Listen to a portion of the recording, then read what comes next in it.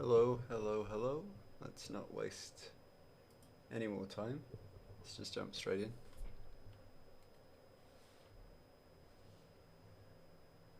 It's weird to see where I left off. It's been about a week since I've drawn. I do have a warm-up section now, but I'll probably start doing that next time. So I would normally just warm up with something, but not today. Or, well, I'm going to start normally warming up with something, but not today. Kind of just want to get straight back to it.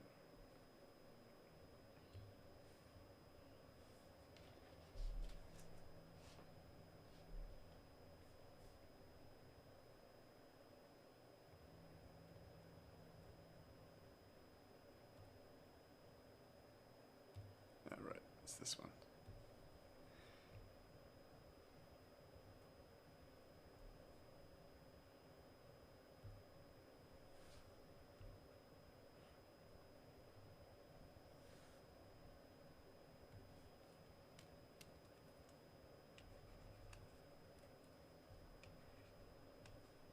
So I did a bit of assessing because I have my comic pages up and available in my office, so I'm regularly looking back at them, and I'm just gonna make a few small changes to Ratchet's face.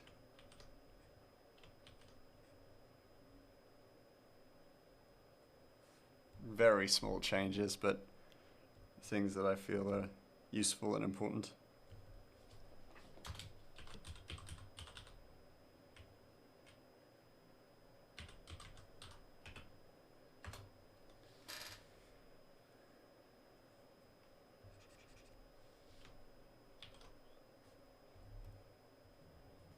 Wonder if this will work. Let's give it a shot.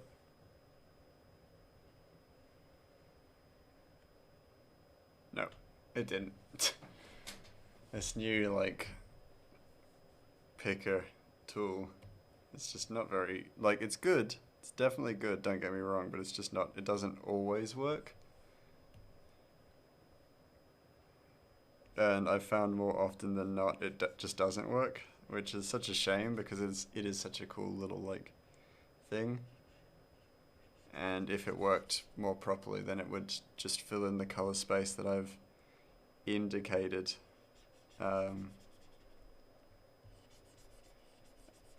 Without issue, and then it would just so hugely speed up the efficiency of the comics production, just in the coloring avenue. But now I'm also a lot less concerned about doing things perfectly. As you can see, I just slipped the this blue shade just into the green. I'll go back and fix it, but I'm less about making things absolutely perfect.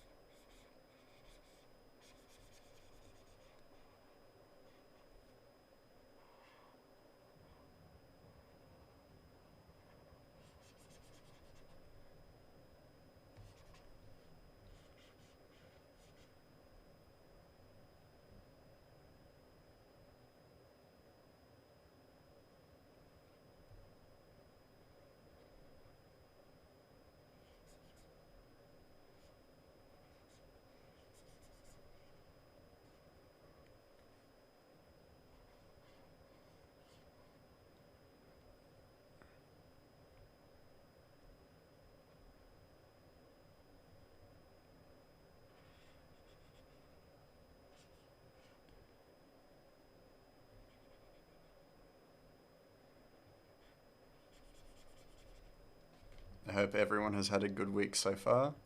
I think for some people it's Monday, some other people it's Tuesday, but hopefully it's been good so far.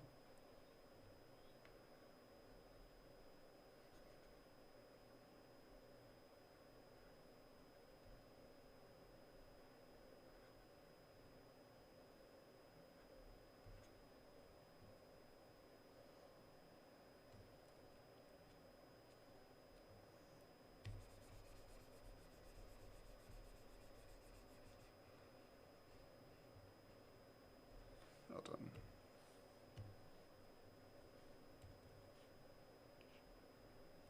That's a bit too thick of a neck. That's slightly better. Oh, no, wrong.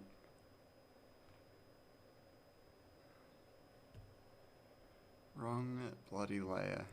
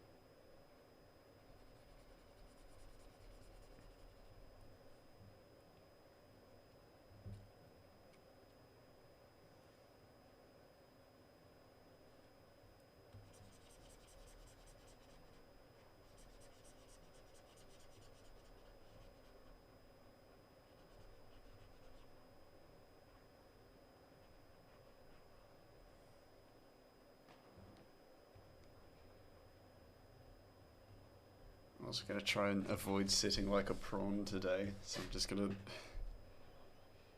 be more aware of the way I'm sitting and just adjust accordingly.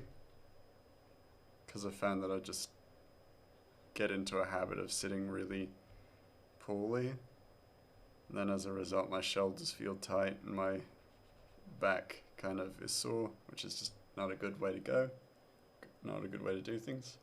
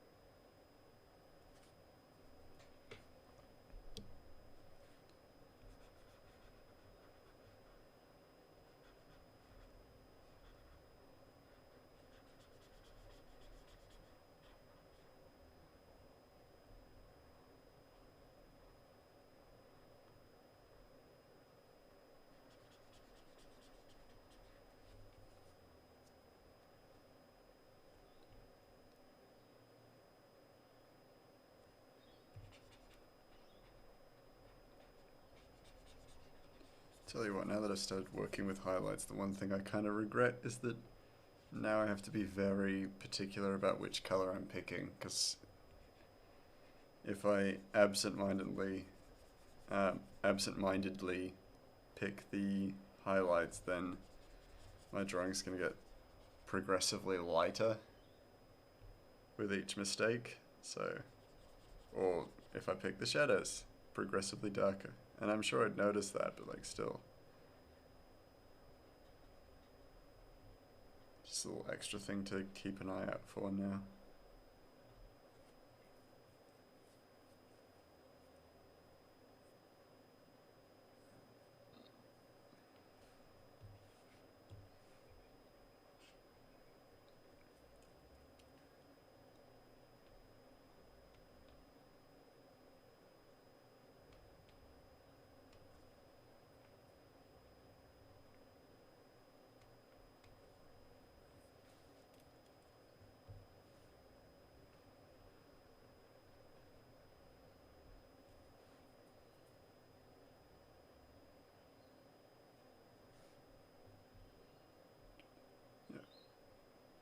Just quickly checking. I'm allowed to get the layer wrong as long as I'm not colouring on the line work layer. I can forgive myself for that. I cannot forgive myself for drawing colour on the line work layer, because that's just going to be a bitch to like fix if I do not find it or do not recognize it.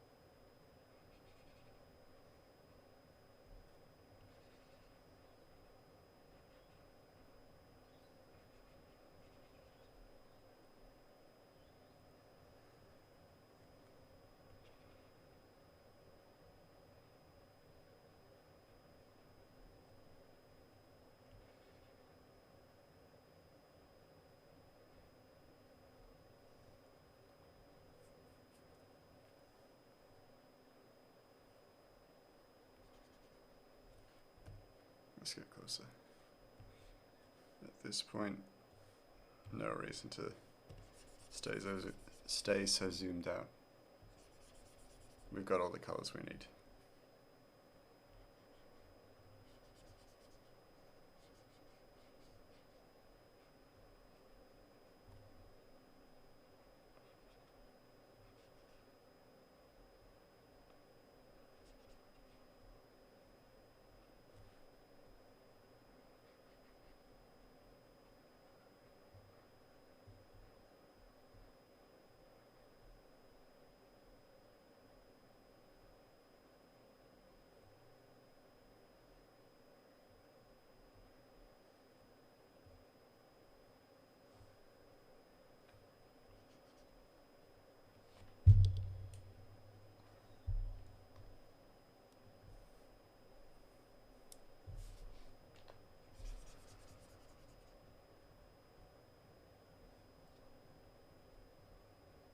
Oop.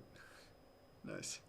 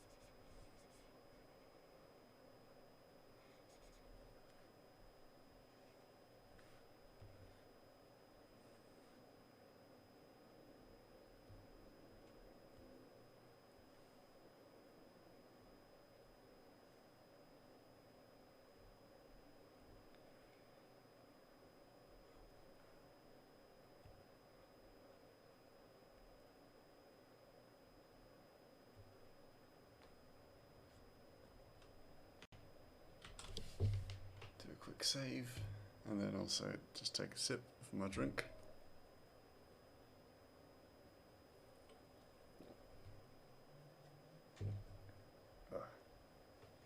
It's not quite as warm as last week, which is thank God, because last week it was reaching tops of 40 degrees Celsius here, which is just absolutely horrible.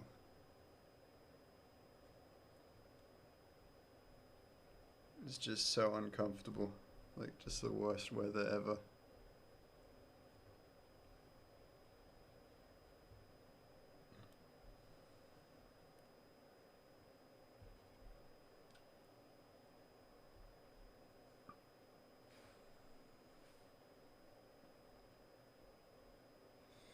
Just absolutely boiling, absolutely just so unpleasant.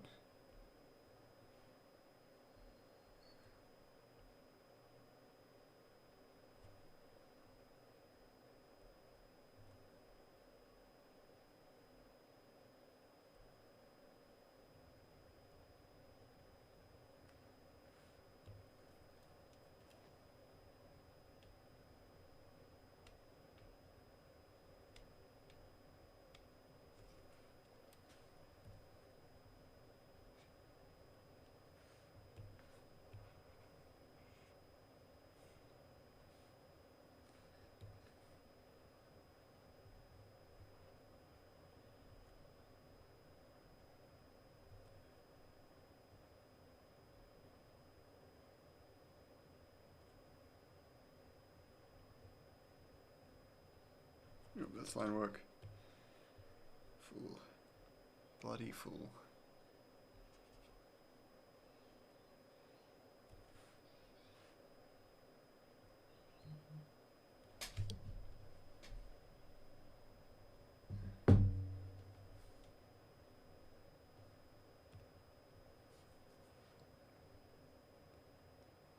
All right.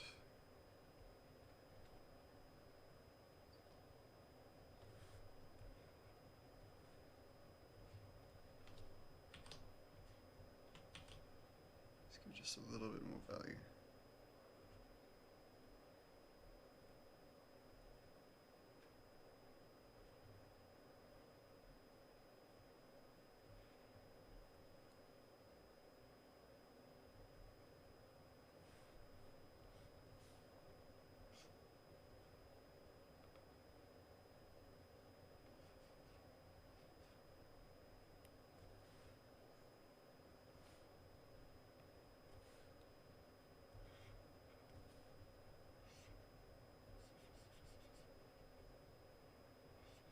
So we're adding in the highlights first because one thing I found, so we always end up putting the highlights under the shadows anyway, so it's just easy to have the highlights done first.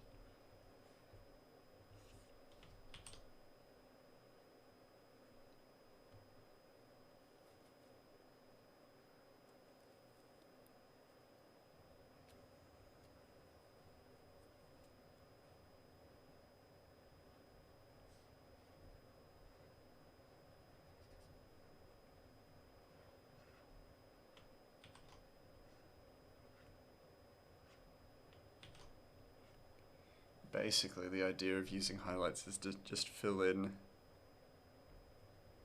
spaces that would actually receive light.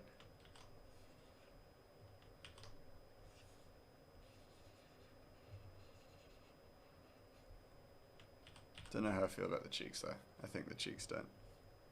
Kind of unnecessary.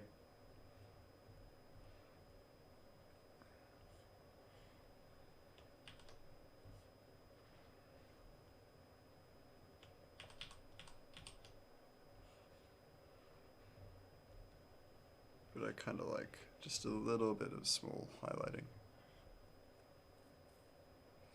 Yeah, that's nice. Just pretty soft and simple highlights. Nothing too out there, nothing too insane. Just a little bit of stuff.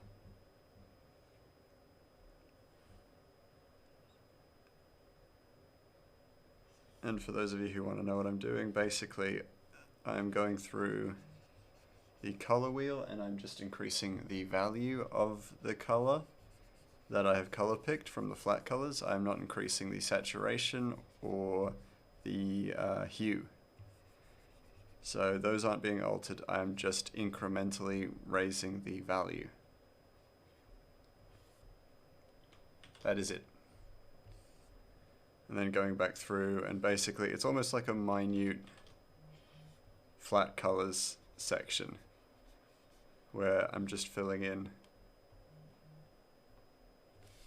the spaces that would have highlights and color value, just with a slightly lighter tone.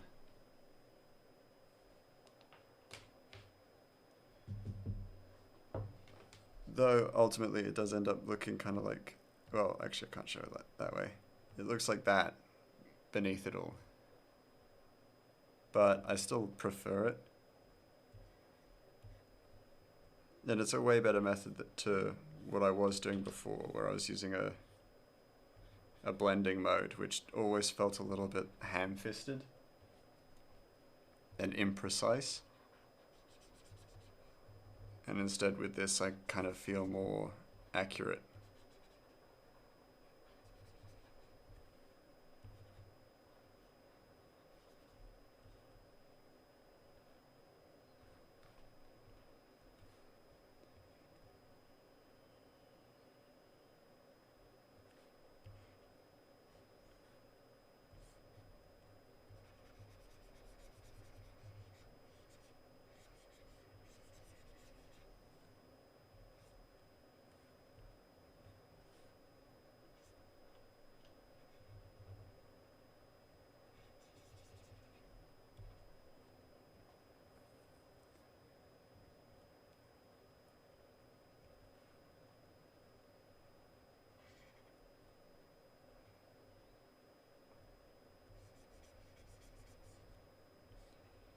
also ultimately means that I can cover over highlights with the shadows, and then it's just easy as problem solved. So if I've got an imprecise highlight, it kind of gets hidden.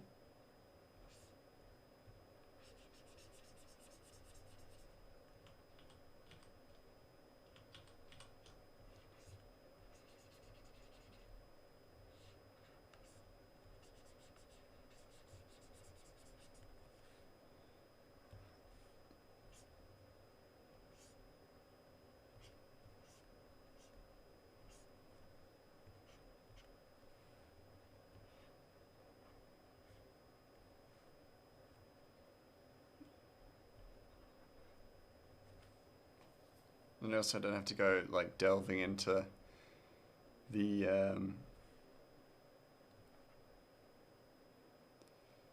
I don't have to like remove the flat colors layer and then like color pick from it to just get the original color back, like how what I have to do with the shadows layer, which always feels like just such a waste of time.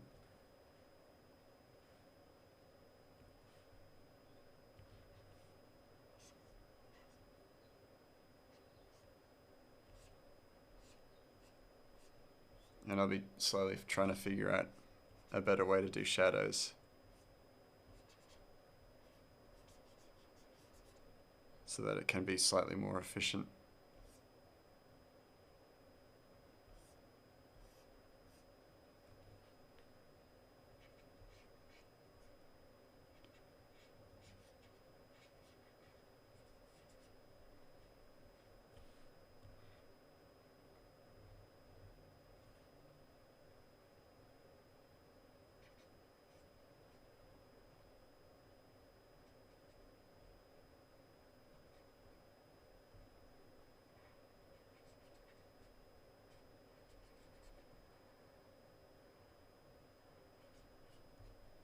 Is that right?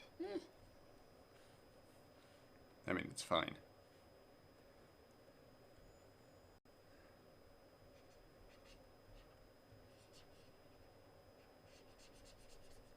It's pretty unnoticeable, but you know.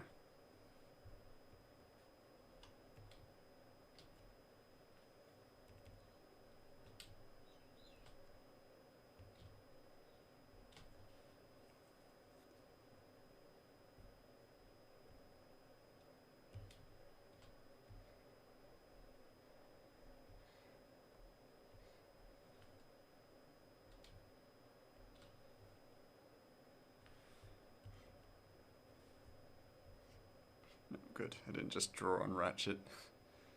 Always good.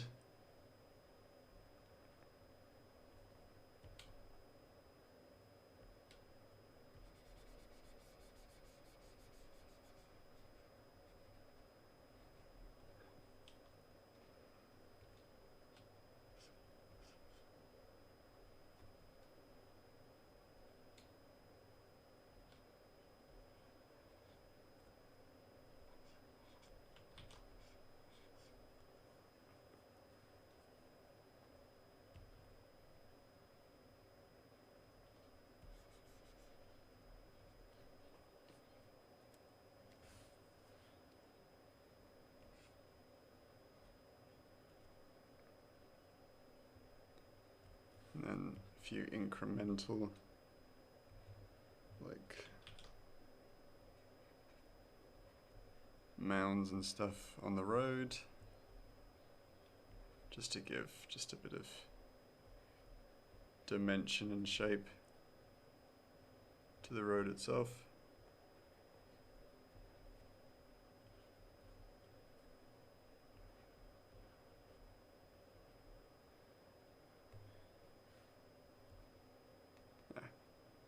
I mean, it's minute, but it'll do.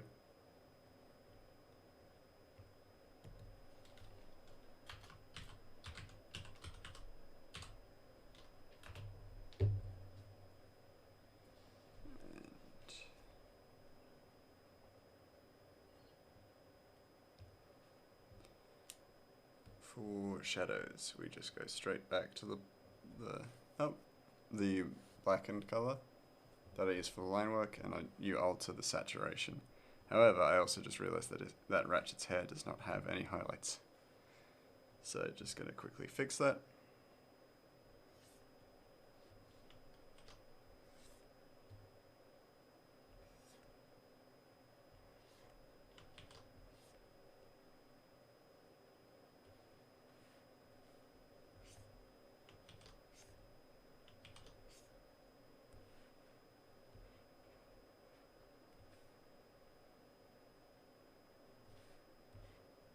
Down does go, goes about there.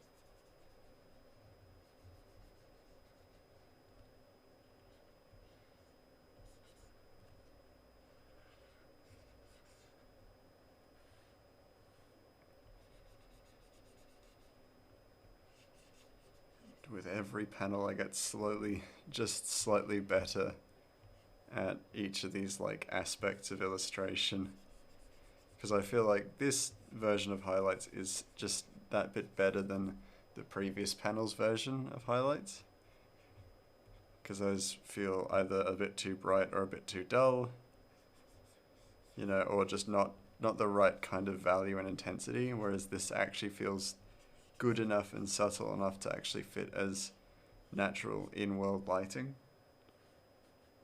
Do you catch my drift? And I'm a big fan. I'm a big fan of this slow but like methodical development. Slow but like impactful development. It's very, very cool. To me anyhow.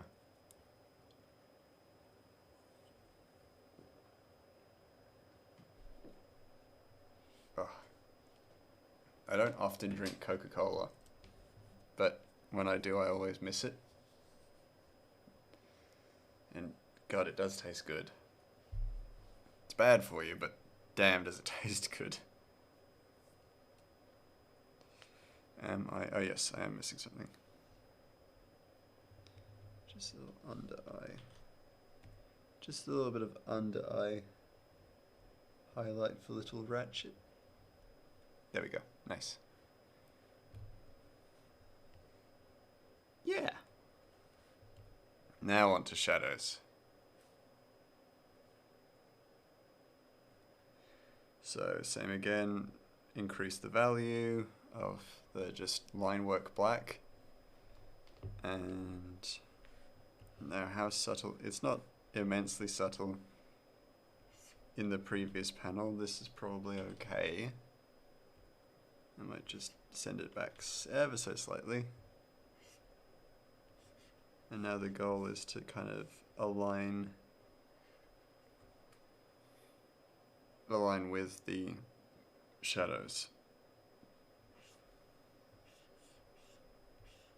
in some capacity.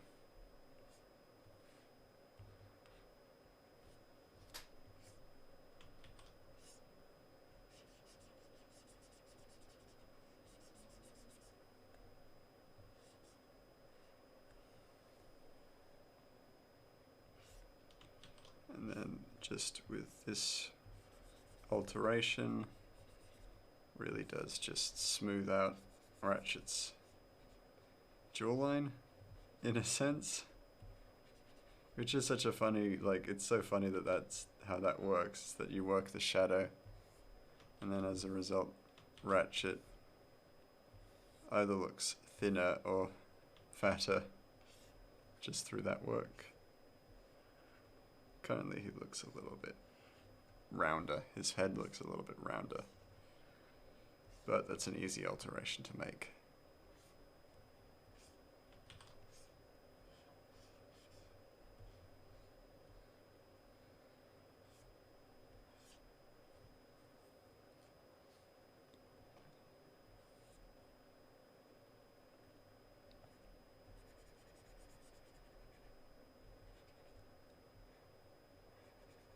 It should probably be there.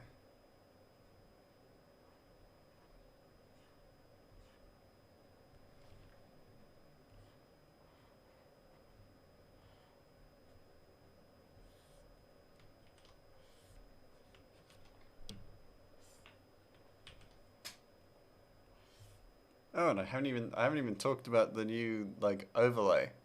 It's the same. It's basically the same old overlay with just a few alterations.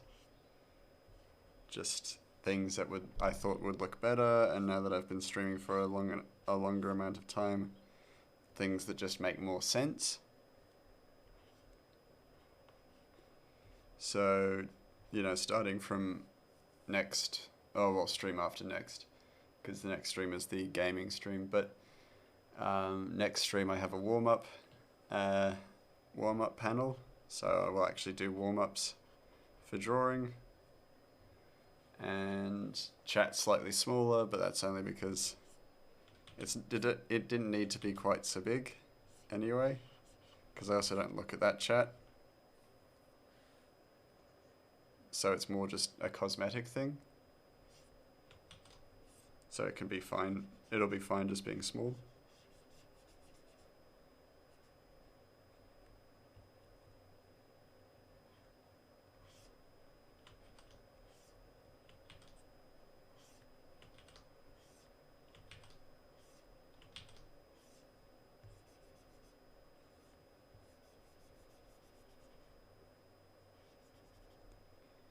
And there we go.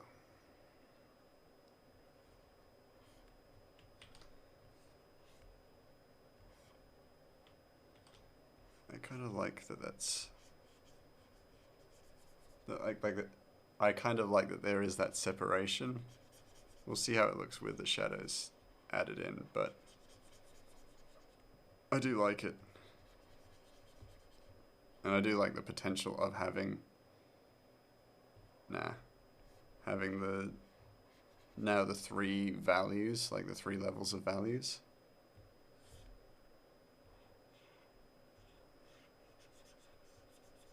Because it does create just further dimension in the comic and in the image, which is just super cool.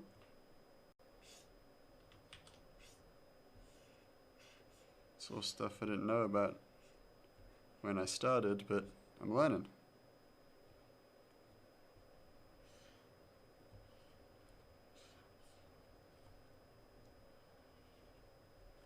It's been a few months now since I started streaming, but even so, I've learned so much.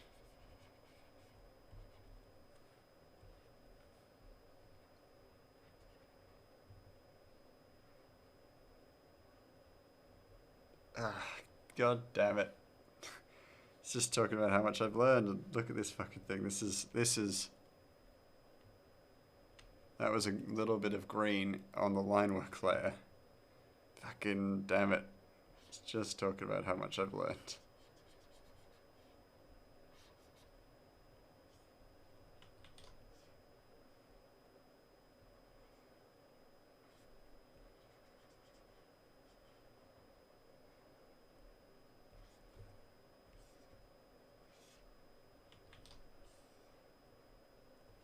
The thing about shadows is just that they're this formless thing. So as long as it's like reasonable, they can kind of take whatever form makes sense, or whatever form looks like it would make sense.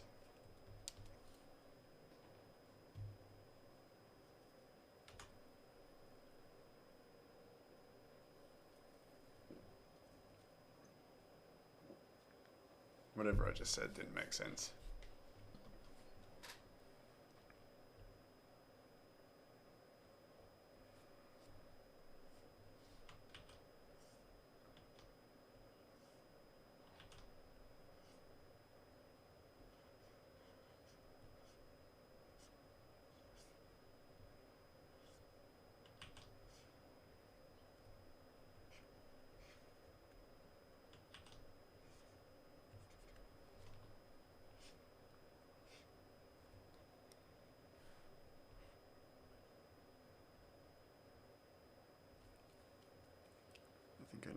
highlight's just a bit too overbearing.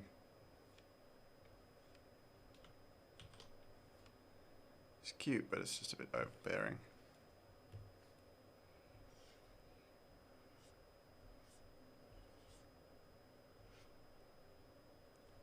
There we go. Just a little bit better.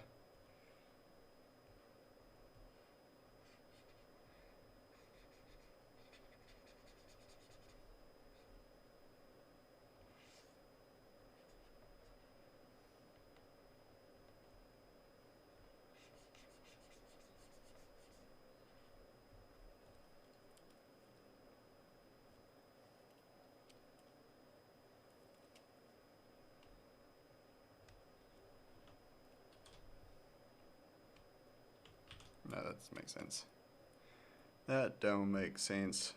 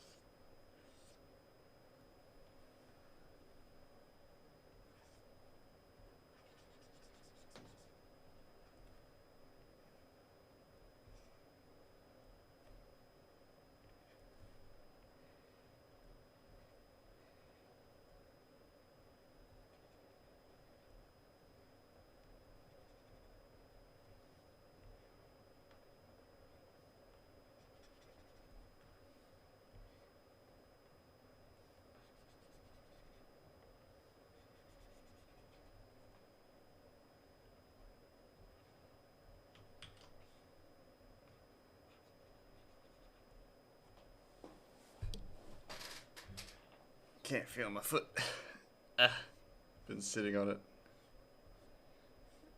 That's my most comfortable sitting position, is just having one of my feet somewhere up on the seat somewhere, either resting up beside my, as in with my knee up by my shoulder, or just with it under, sitting on it partially.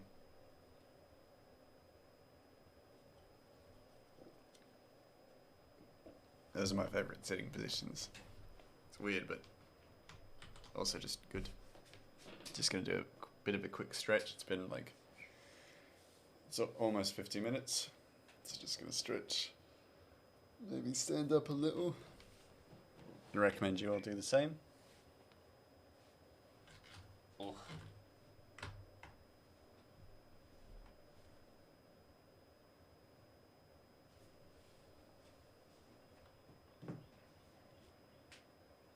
Yep, getting pins and needles in my foot. Ah! So I'm glad I actually did stand up. Ever so slightly. Oh, and then back to it. Alrighty.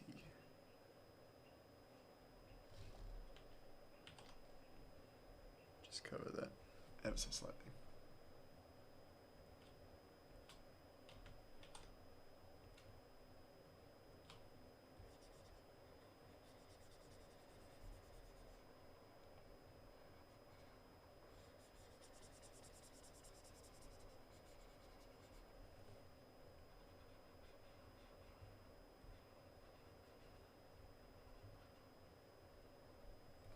I kind of like the idea that for people who don't watch the streams but do read who will eventually read the comics, they're like watching as this by panel, it gets slightly more like visually complicated,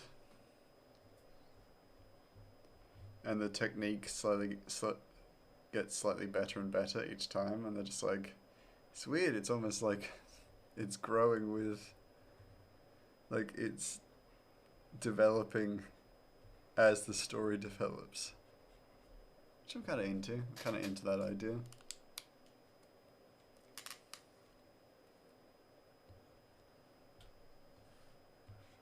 What do I do about that? Okay, it was like down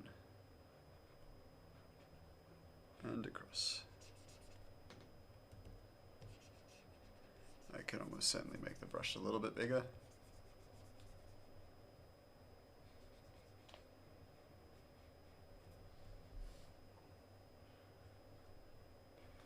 Hey, Linus, how you doing? And Gabby's next to you. Hey, that's awesome.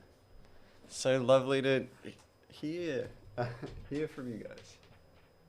And lovely to hear that Gabby's back. Last time I checked in, or not checked in, but last time I heard, Gabby was living large in New York. So glad to hear you back. How are you both doing?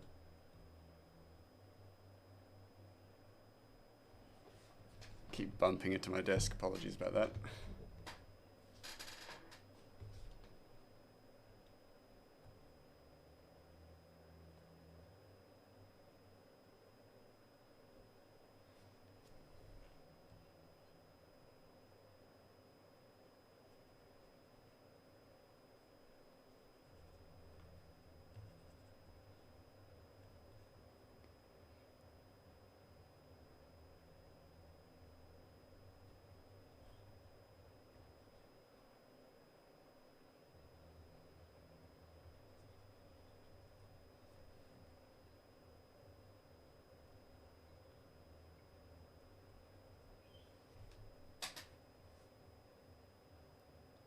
Good, you are editing together. Oh, nice. It's pretty chill.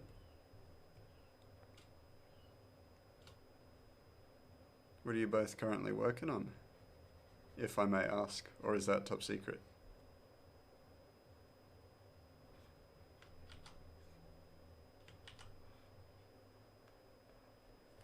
Are you doing, just because I think it's around that time of year, are you doing LCA?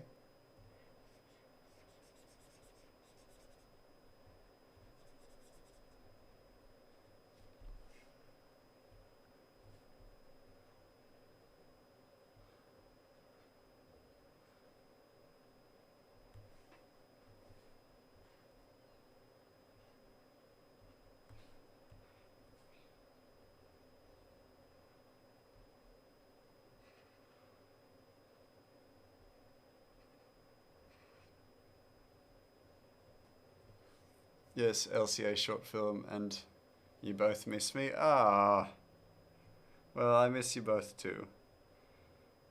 I really should reach out more, honestly.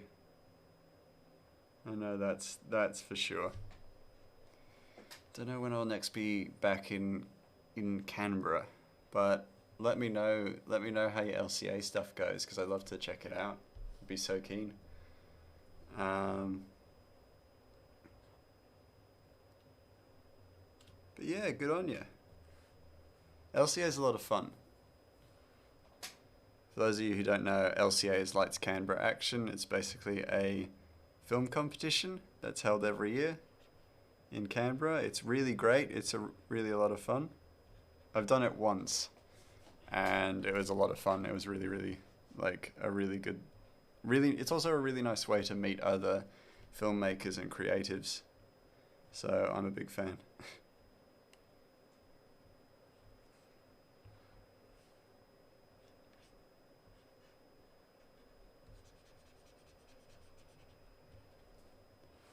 And ultimately, like, it wouldn't surprise me if I'm back in Canberra by the end of the year, give or take. You know how it is.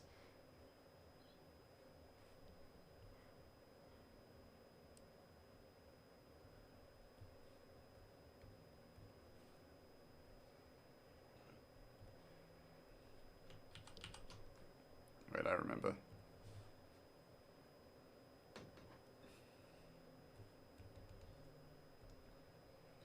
I do this with his little eyes.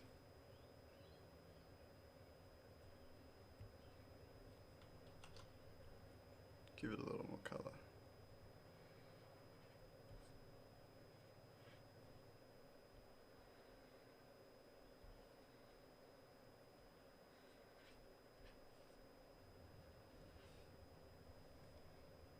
Do you mean moving or visiting? Probably visiting.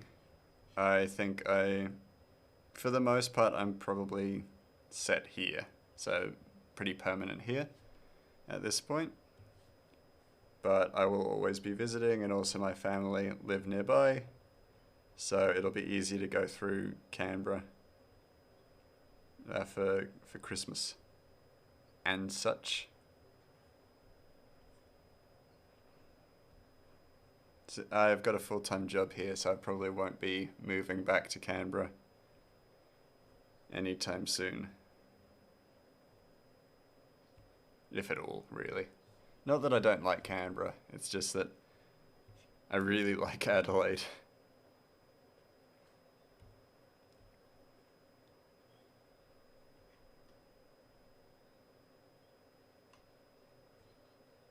I feel like Ratchet's eyeline is not pointing towards Dogen, which is a bit of a problem. Which I can fix, but I'm also like, oh, do I want to make the effort? I probably should. Yeah, I probably should. But not before I just finish off the highlights. Because that will take quite a bit less time.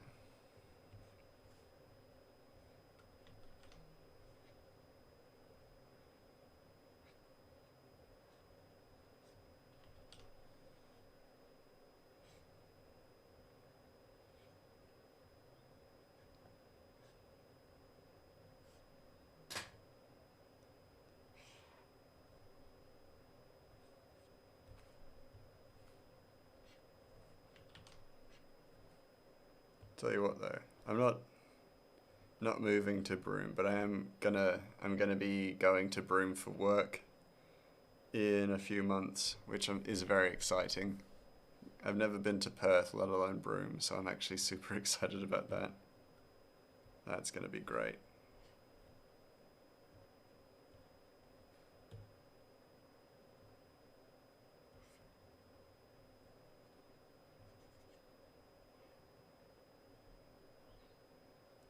But I also haven't done any film work in a long time either, which is a little disappointing because I do love cinematography. So that's been a bit of a downer about moving here.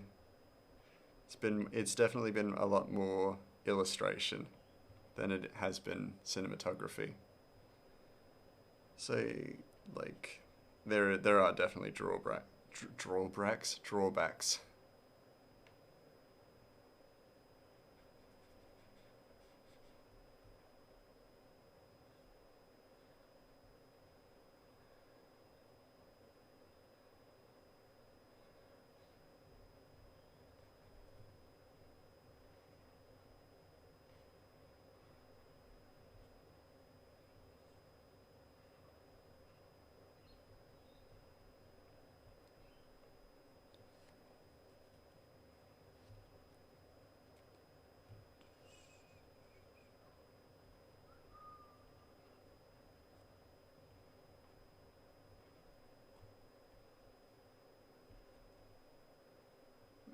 just a bit brighter.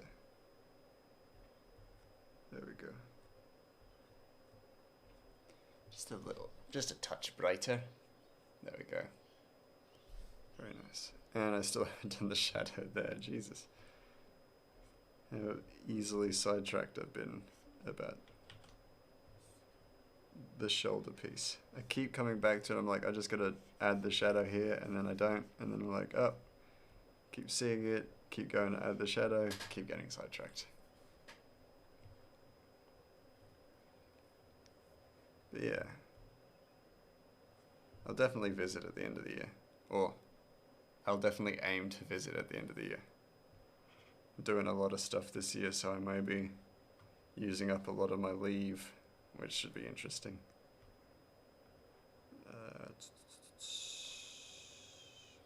And there's the things that I need to add.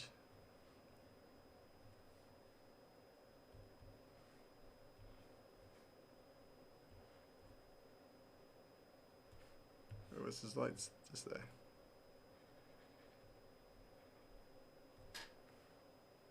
To there? No.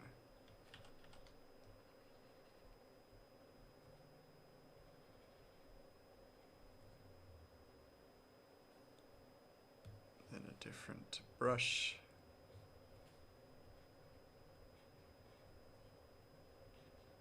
Just to give his eyes some texture.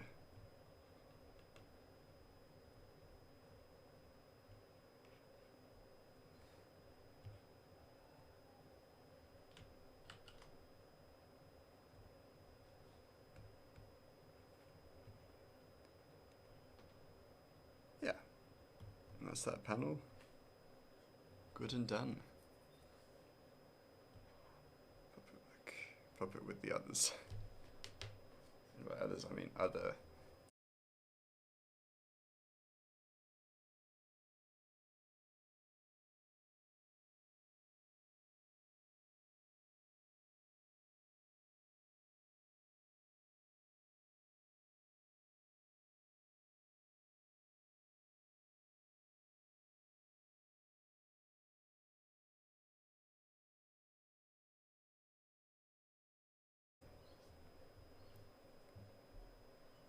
Little sweet little degenerate. Get rid of that layer because for some reason it's all in monochrome. Somehow doesn't matter. Just get back to it. This is the wrong brush.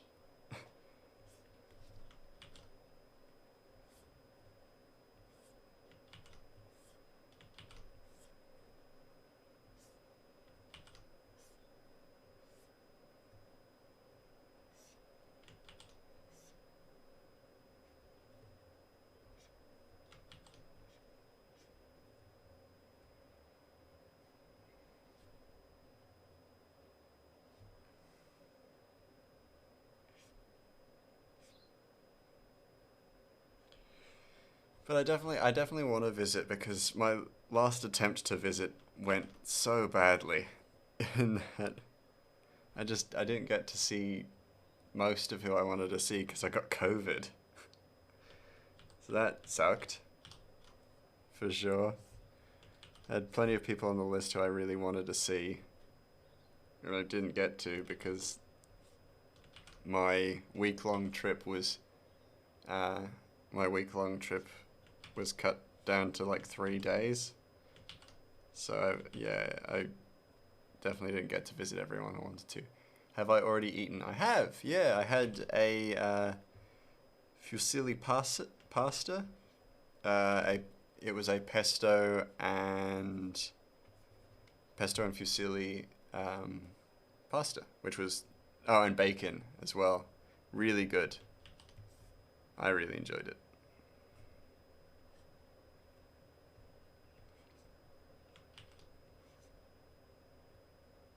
Have you two eaten? What time is it where you guys are? It's about like 7:40. If my vague memories of time zones are correct.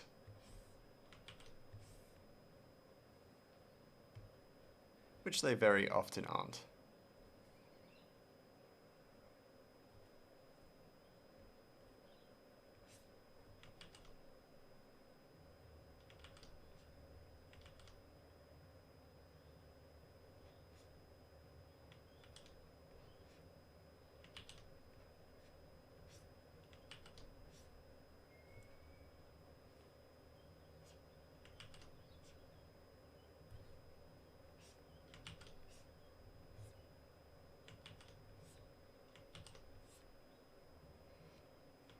Nice, Gabby's gone now, and you're waiting for dinner. Oh, nice.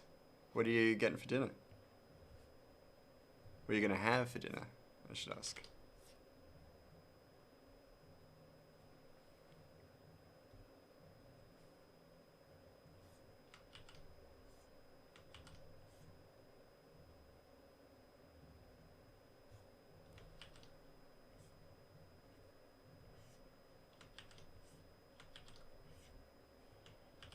Hey, Zombie Slayer, how you doing? Yo, it's the Mouse, the Blessed Holy Divine One with his righteousness enduring that's louder than thunder. Thank you. You don't know, upstairs people is cooking. Oh, nice. How are you doing? I should also ask, because I've altered the audio settings for most of the stuff. Can you guys hear the music? Okay.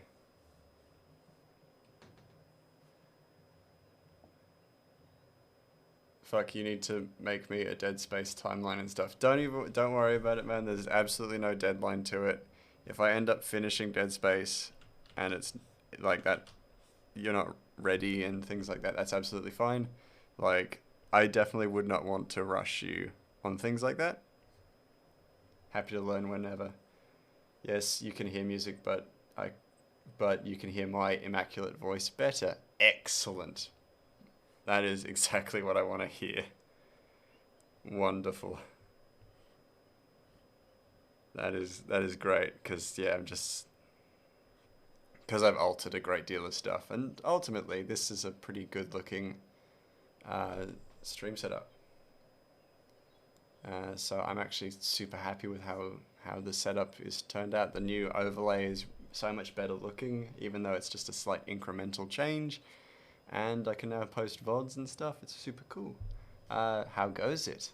Really good, actually. I've been doing very well, and I've been decently busy at work, which is always nice. But I'm also looking at potentially moving to a different workload, which would basically mean that I would get every second Monday off, and the intention for that would be that I would actually stream full time on that Monday that I have off. Also, I get it if you haven't, but did you listen to Sabaton by any chance? I have not listened to Sabaton yet.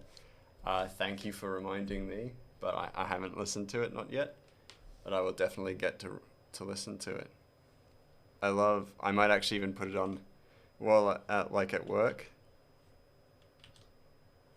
and just listen to it while I'm working away at my stuff. Yeah, that's sick. I'll get a day off. Yeah, it would be super nice. Every second, like, I'm thinking every second Monday would kind of work for me. But I'm thinking I would actually make that a day where I just work full time on the comic, and I'd stream full time on the comic. And that'd actually be pretty cool. I think that would be really fun. Or just a nice way of like making some really strong progress on this as well.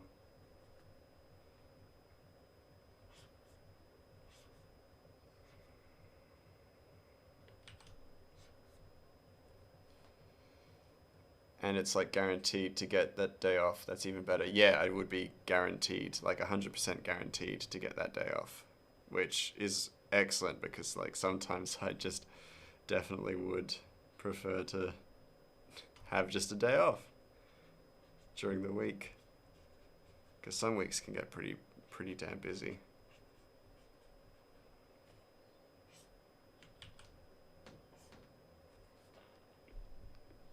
Uh, what else was it? What else was I thinking? Or in relation to that, I think it would be super cool to, even if it was just a trial, a full day, like a full-time working kind of period for the comic. Might even just give Ratchet that space again, because it's slowly the panel's been getting closer and closer. Mouse, what's my go-to franchise that I play? I adore the From Software games. I guess those would be my go-to. It used to be Assassin's Creed for sure. Assassin's Creed was definitely the one that I was regularly going to. But these days, yeah, definitely either From Software's games or American Truck Simulator. American Truck Simulator? I think it's unfair to say that, actually. Yeah, we talked about AC. Yeah. I loved those games for a very long time. Fell out of love with them a little while back. Yeah, but if it's franchise-wise, then probably the From Software games. If we're talking specific, like just a specific game that I regularly come back to or play constantly, it would either be a game called Jalopy, where you road trip through Dresden to Istanbul in a little like Trabant, or it would also be Disco Elysium, which I'm constantly coming back to. But now it's not like you have your cutoff at the older games, fair enough. I'm like, you're like that with Halo and COD. Yeah, exactly. I think everyone has a limit sometimes, especially with these games.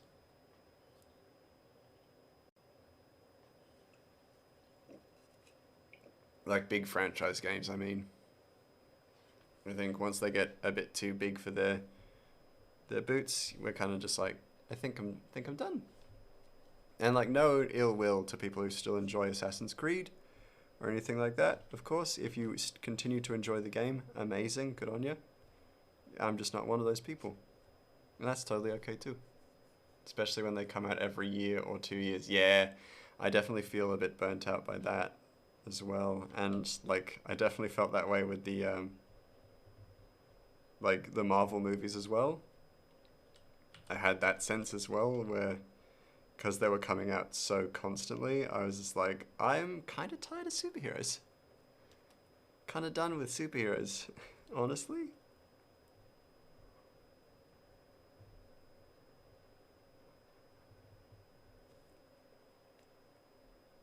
But yeah, so franchise definitely I I like the From Software games because they come out like not quite as regularly as AC, but they come out regular enough for it to be fresh. And by that time, I will have hopefully beaten the previous game.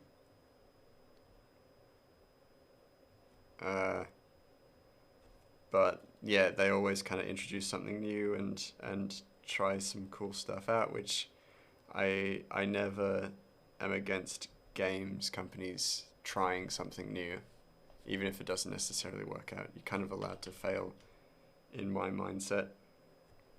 And you can't blame the devs, since after 10 games or more, you would run out of ideas. Yeah, exactly.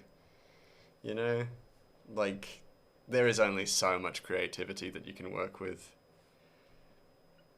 And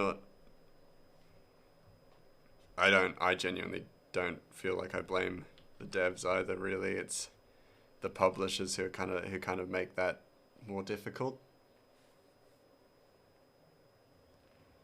Because it's just like, yeah, we get it. You know, like, Assassin's Creed was a very bankable property for a very long time. It lost its popularity, but like that was bound to happen. You know, not every game's gonna be, like, not every franchise is gonna be popular forever. So you got to kind of let things die. and the companies don't want that to happen because it's a good cash grab, which is kind of a disappointing thing too. If something is a bad decision, at least you know what not to do. Yeah, exactly. You learn from failure. As I heard in high school, the only wrong choice is making no choice. Exactly. In fact, very few are popular forever. Yeah, exactly. Like, nothing is going to be popular forever. Everything dies with time. Even franchises, you know? That's okay. Because you can come back to the stuff that you loved. There's absolutely nothing wrong with that.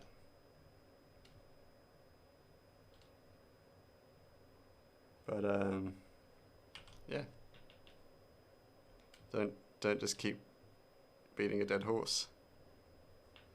It's just that some last far longer than others. Yeah, exactly. Some have a longer shelf life, for sure.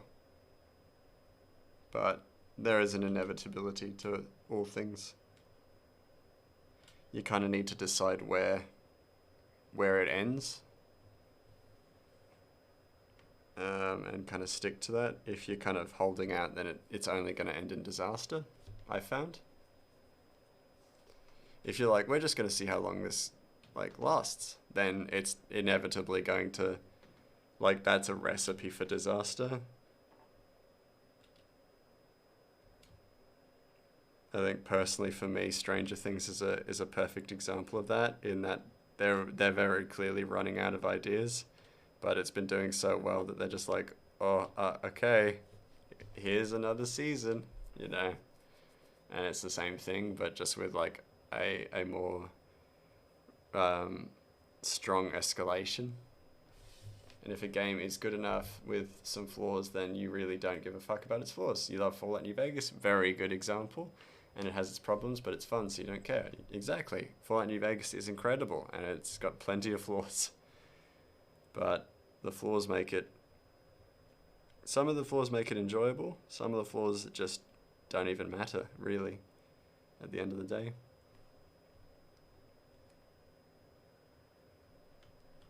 I feel like these stands need to just...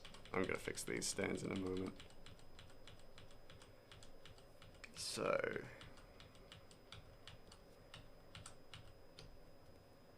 should really use the perspective ruler more.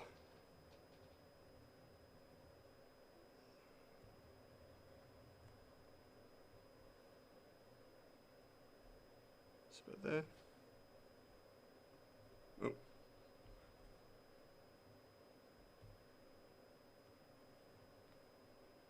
Where am I? Oh, yes.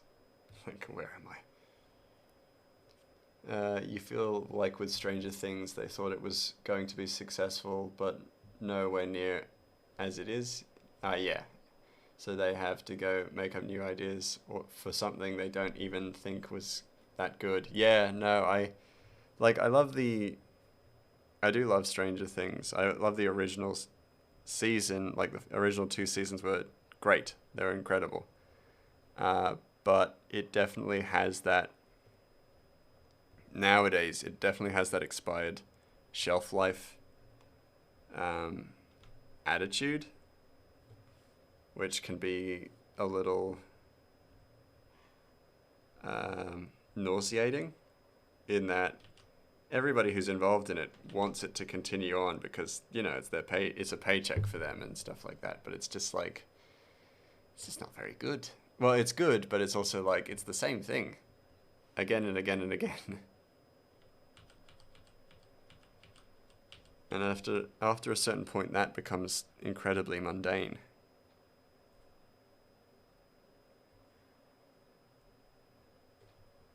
And not nearly as exciting as it used to be.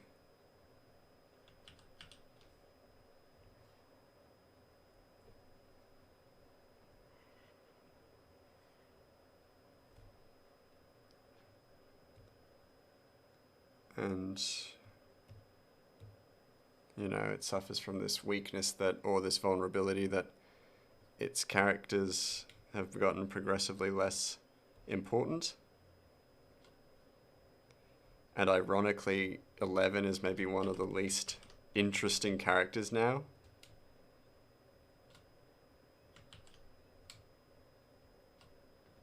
even though she was like the big money maker.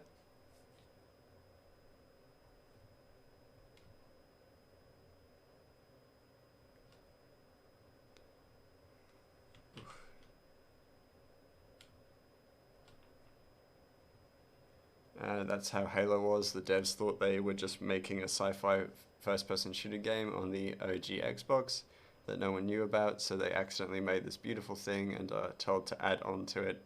That takes a lot of skill and the right people. Yeah, absolutely.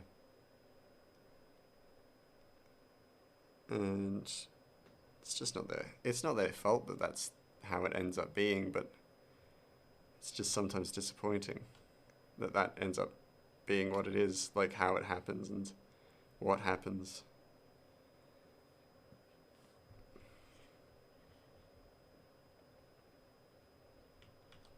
It's just the wrong kind of angle. There we go. Way better. Or at the very least, incrementally better. And that'll do for me.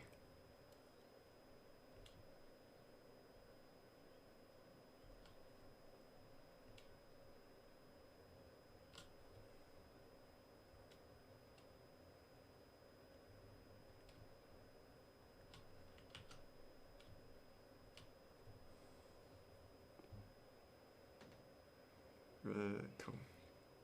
That has educated my awareness of this shape.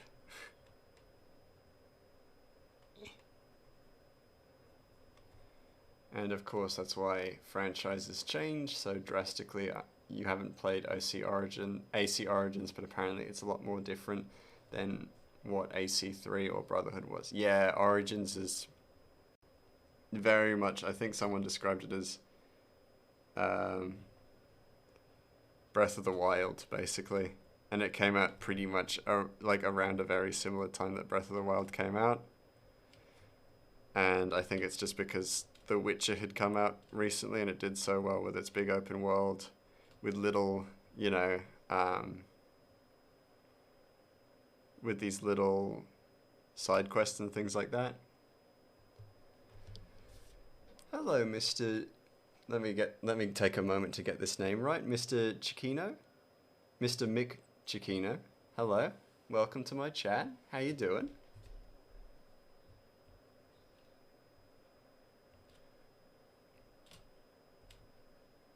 I am Greymouse Inc. I'm an Australian illustrator. I hope you are well.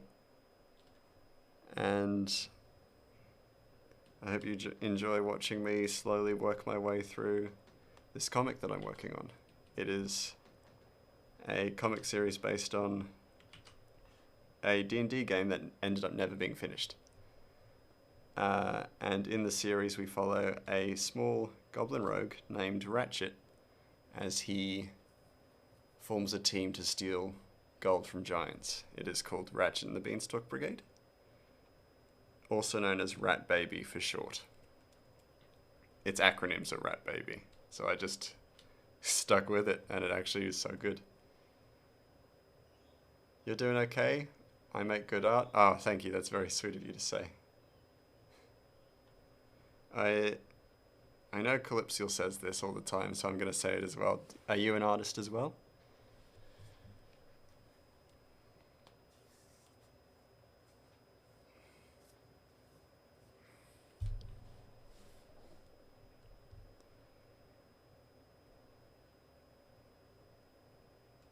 I'll jump back to you, Zombie Slayer, for a moment. I noticed that you were saying something and I skipped you. Is it the release date, Syndicate, and then Origins? Did AC Origins release after AC Syndicate? Yes, it did. You are not. Fair enough, fair enough.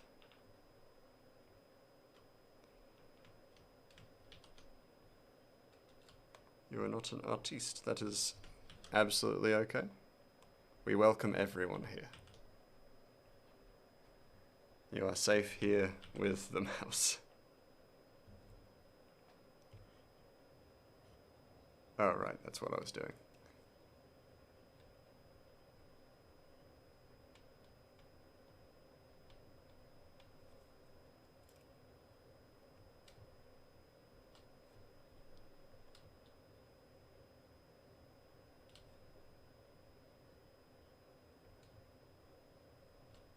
No, that's a terrible angle.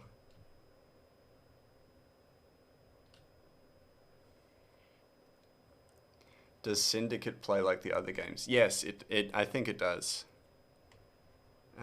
It's very similar to Unity, I would say. Mr. McChiquino, we are currently just talking about Assassin's Creed.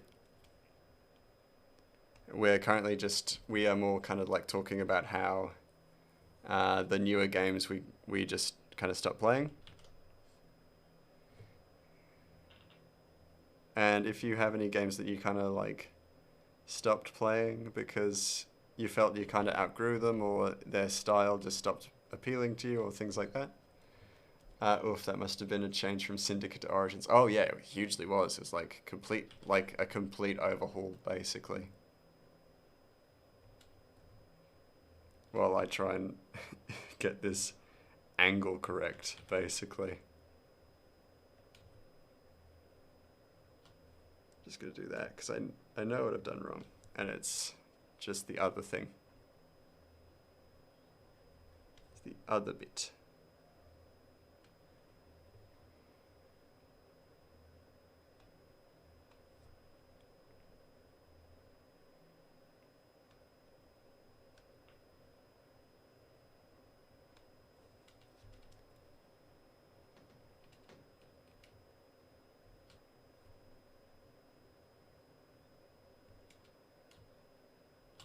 And there we go. That will suit me down to the ground. Bloody perspective. Perspective is sometimes just real rough. You guess you outgrew all games. You don't play anymore. Yeah, fair enough. You know what? Honestly, I fully get that. I feel like I'm coming to that stage. Like, at some, like, not rapidly, but I definitely feel less and less inclined to play games. For sure. And it has been nice to use the Friday streams as an opportunity to stream games and things like that. But I definitely do feel like, unless I had a reason to, I probably wouldn't play games, which is interesting. Or COD Zombies. You love the older games, but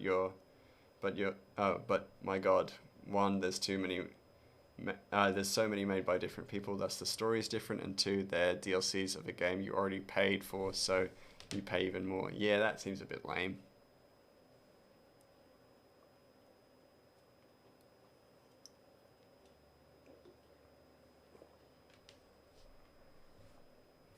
But you know, studio's got to make some money somehow. There we go. There we go. And I'll remove the draft and see how much I've just forgotten or missed. Oh, not too much. That's okay. You hope you never get to that point where you get bored of video games, but fair enough if people do. Yeah, like, it's totally fair enough. I fully understand it.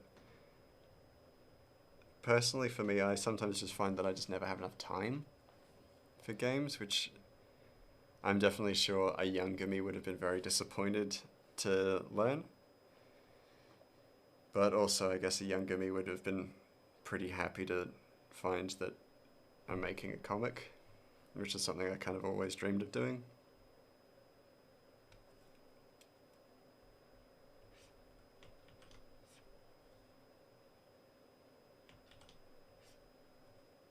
Just making some touch-ups. He's got to have a bit of forehead.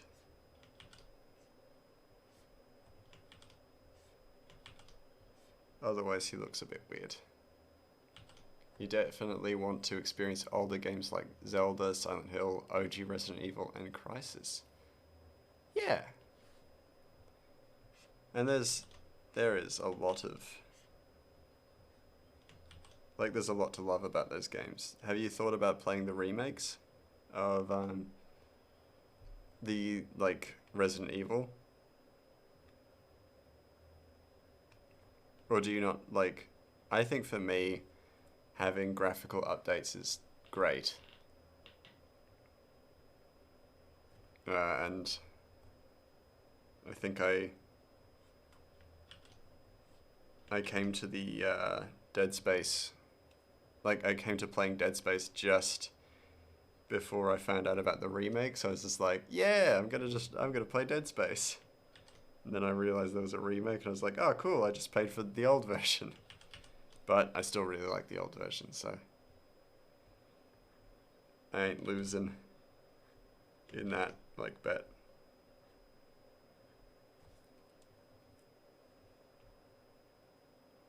Just gonna wipe away a lot of that, actually.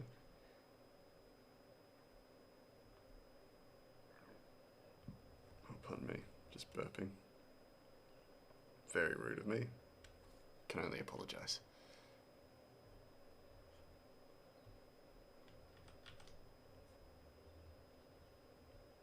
Something about that I just don't like. Hold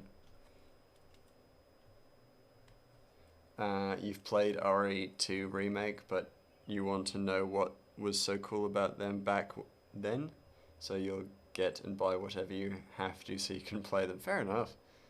Well, if you paid for OG, you can compare it to the remake when you play it. That's what you'll do when you play it. Fair. Yeah, I'll probably do the same. Then in that case, yeah, that looks way better. Just tucking the little bits behind the scarf just makes more sense since he's moved his head. Yeah, sweet.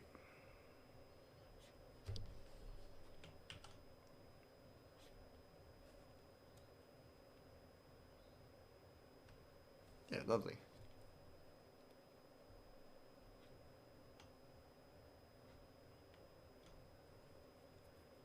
And he doesn't have an ear here, so just quickly make space for what looks like an ear. That'll do. Because you hope to God you don't miss out on such classics. Yeah, and that's fair. If you want to play for that kind of feeling that you would feel, then definitely go for the OG.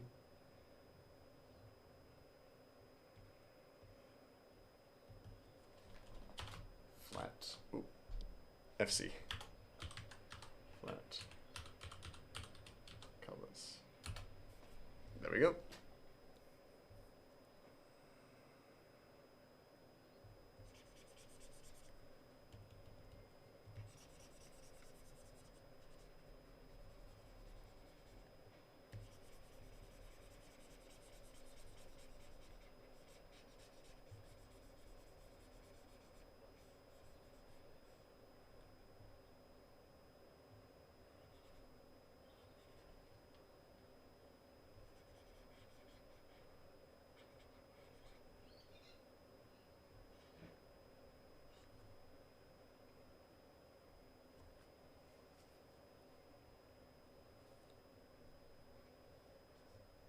Just make sure I do this properly, fill in the colors all correctly and such.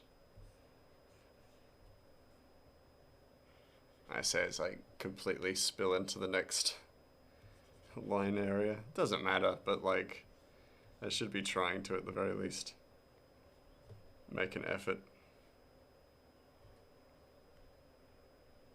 to make it look all as good and as clean as possible.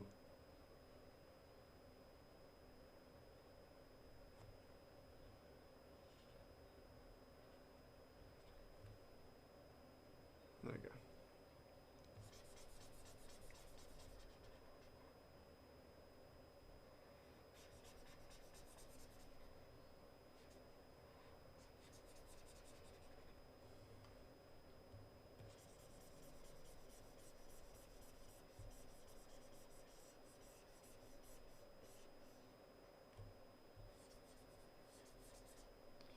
If you as an artist can color outside the lines, then fuck you to your preschool teachers telling you you shouldn't. Holy shit, that actually I have a story about that.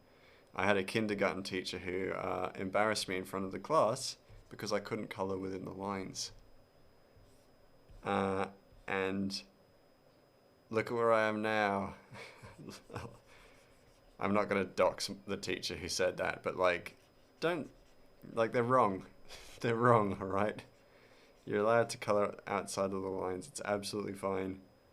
Don't embarrass a kid for not doing so, because, that could cause them to just give up entirely.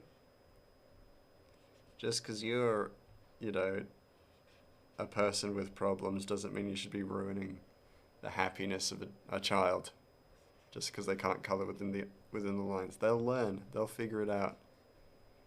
Doesn't take you being a dick to make that change.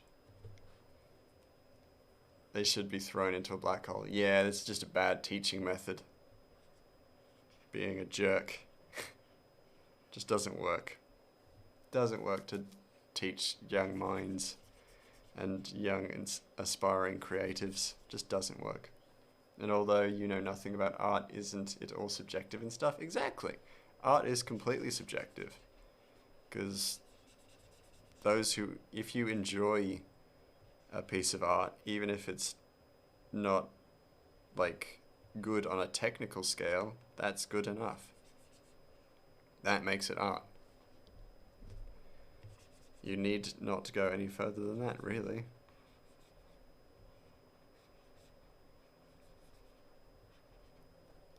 And school is really fucking stupid. Yeah. Yeah. One thing I found really, kind of demoralizing about school was that, well, a lot of it, you mean? Yeah, exactly. Like, a ton of it is just dumb shit a lot of the time. One thing I found, super demoralizing about school was that I got to the end of I got to my final year. Got through all the study and stuff like that. Multifunction Tyler. Hello, nice to meet you, Multifunction Tyler. Welcome to my stream. It's lovely to meet you. I'm Greymouse Inc. I'm an Australian illustrator, and I'm currently working through a comic, my first ever comic about a goblin who forms a team of other goblins to steal from giants. It's called Ratchet and the Beanstalk Brigade. And it's long, and I refer to it as RATBB for short. Tell me a little bit about yourself, starting with how you doing today. How are things? Have you had a good week so far?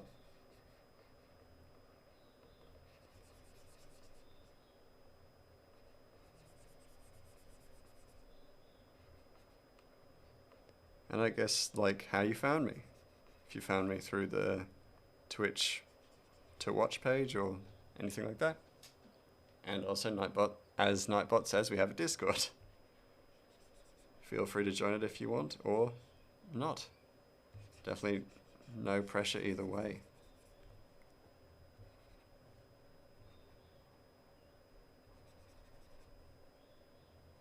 Zombie Slayer. I don't know why I just read out your name. I know who you are. Something about your final year in school. Oh, or prison. It's basically the same thing. Oh yeah, in my final year of school, I was kind of super demoralized because the test that decided my credibility to go into university or into a trade was decided by a test that you couldn't study for. And so it felt like all those years of schooling were this subtle manipulation towards this test, but not a direct path to it. And so it felt like aspects of my education were completely wasted. Because in Australia you have a thing, in some areas of Australia you have a thing called the AST, which is a test that determines your general knowledge or overall knowledge. That's not a test, that's some shithead with a big desk who should be fired. Yeah, I mean, it is basically that. In that over the course of 2 weeks, you're provided with multiple tests of various, not general knowledge, but broad academic knowledge. And most of it is completely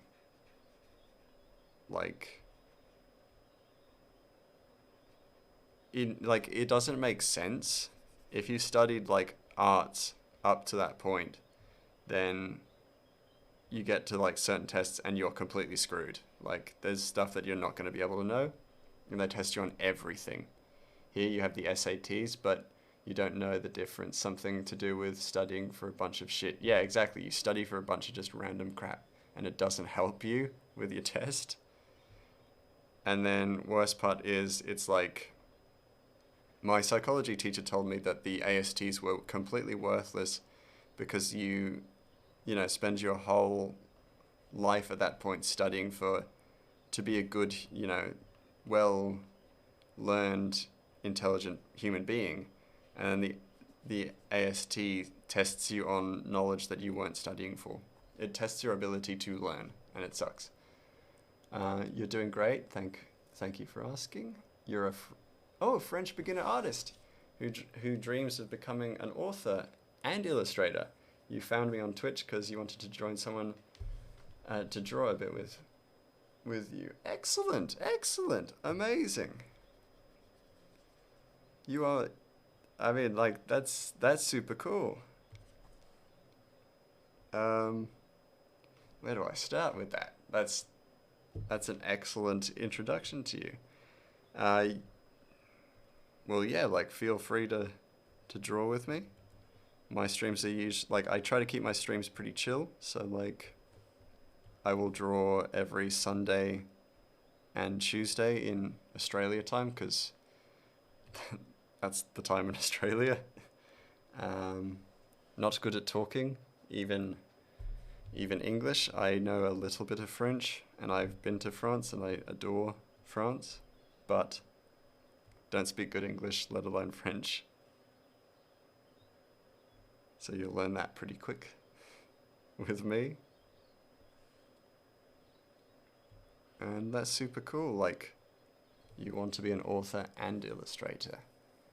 That's a good, like, that's a wonderful aspiration to have. What kind of stuff do you want to write and illustrate in that manner? What's your wheelhouse? Novels, comics?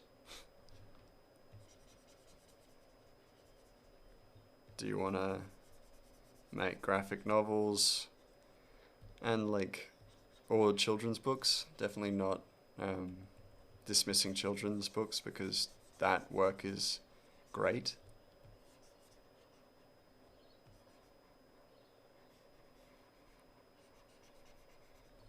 And I feel like if I had the right sense for it, I'd love to illustrate for kids' books.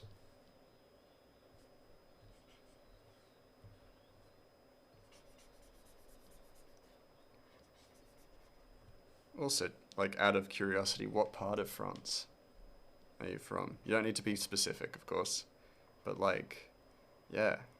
You're also the first French viewer that I've had, which is a lovely first.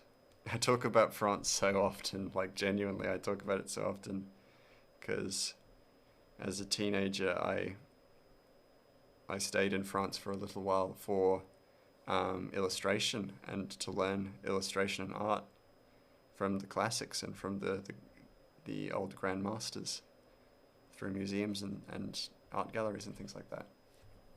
You would love to make novels for teens and young adults and children's books to educate on the LGBTQIA plus community. That is so lovely. I wish you all the luck in that, because that is a very honorable pursuit. And such a lovely pursuit. I think that's the kind of work that you can truly be happy doing, I think, because you do make a difference. And if you can make art and novels and stuff that do actually like reach to people, then you will have this huge bubble of influence that you can do a lot of good, and you can make a real positive change to people's lives. You know, all it takes is a chance to let people be understood and to help provide them with some understanding. And it's really wonderful stuff. You're glad that I like France. You're from the northwest of France in Vendée. Ooh, lovely. I can't remember specifically what parts of France I've been to, but that does sound lovely. I have. I adore the French countryside. I found Paris to be a bit overwhelming when I did go there. I'm a big fan of the French. I like the French. And I would go back to France again as well.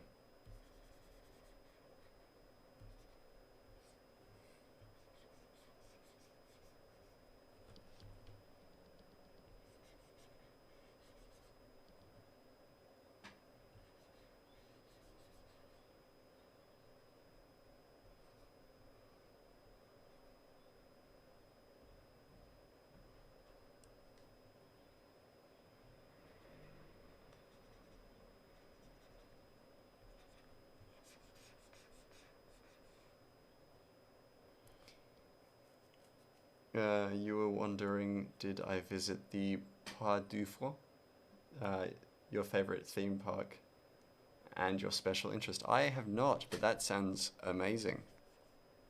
Tell me about it, because I'd love to learn a little bit more.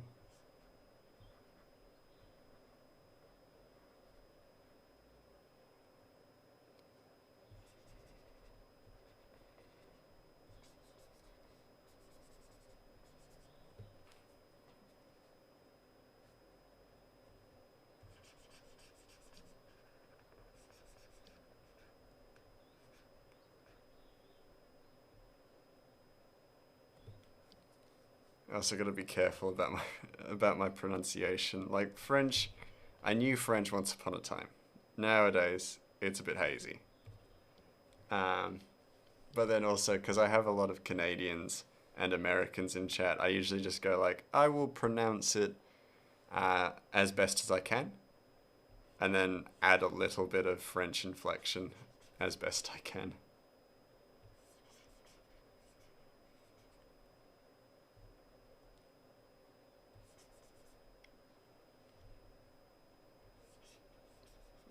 You know, where appropriate. Because I've been to Villers-Bretonneux before, and that is a beautiful part of France. Solemn, of course, very solemn. But as an Australian, um, it is hugely beneficial to learn about our relationship with France through the war, and Villers-Bretonneux is the place for it.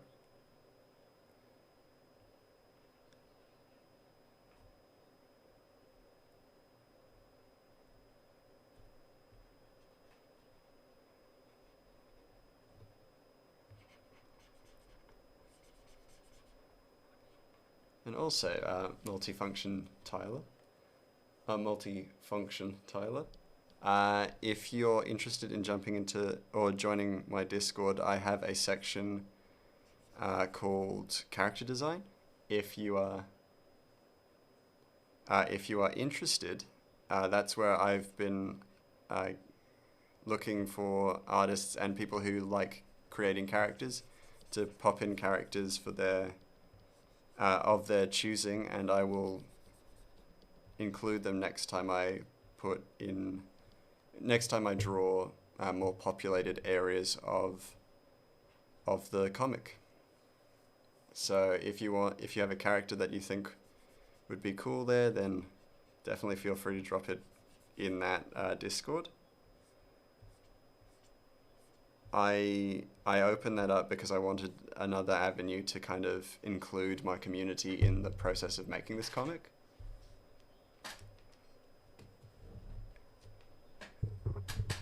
Ah, hello, Canis Hephaestus. Good to see you again.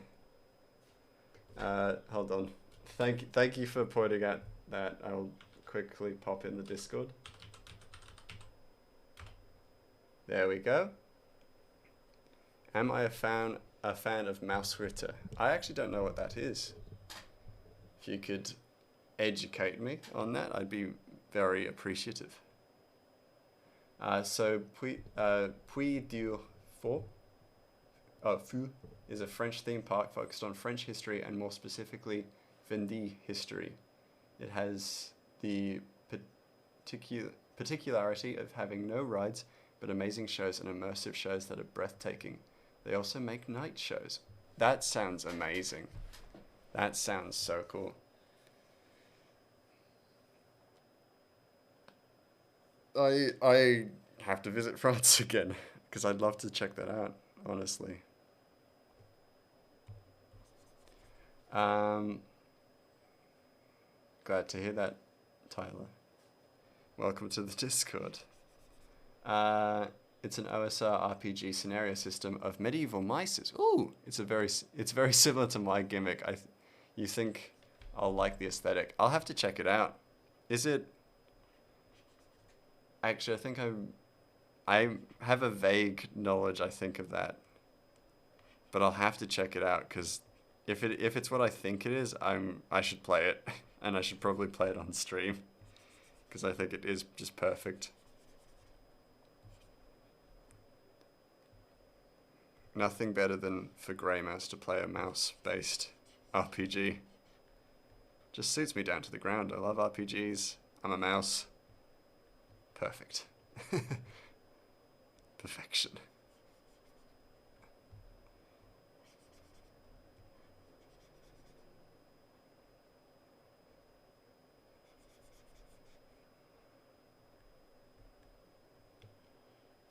It's a renowned RPG and very simple in mechanics. Excellent. I love a game that's got simple mechanics because I'm stupid. I'm real stupid.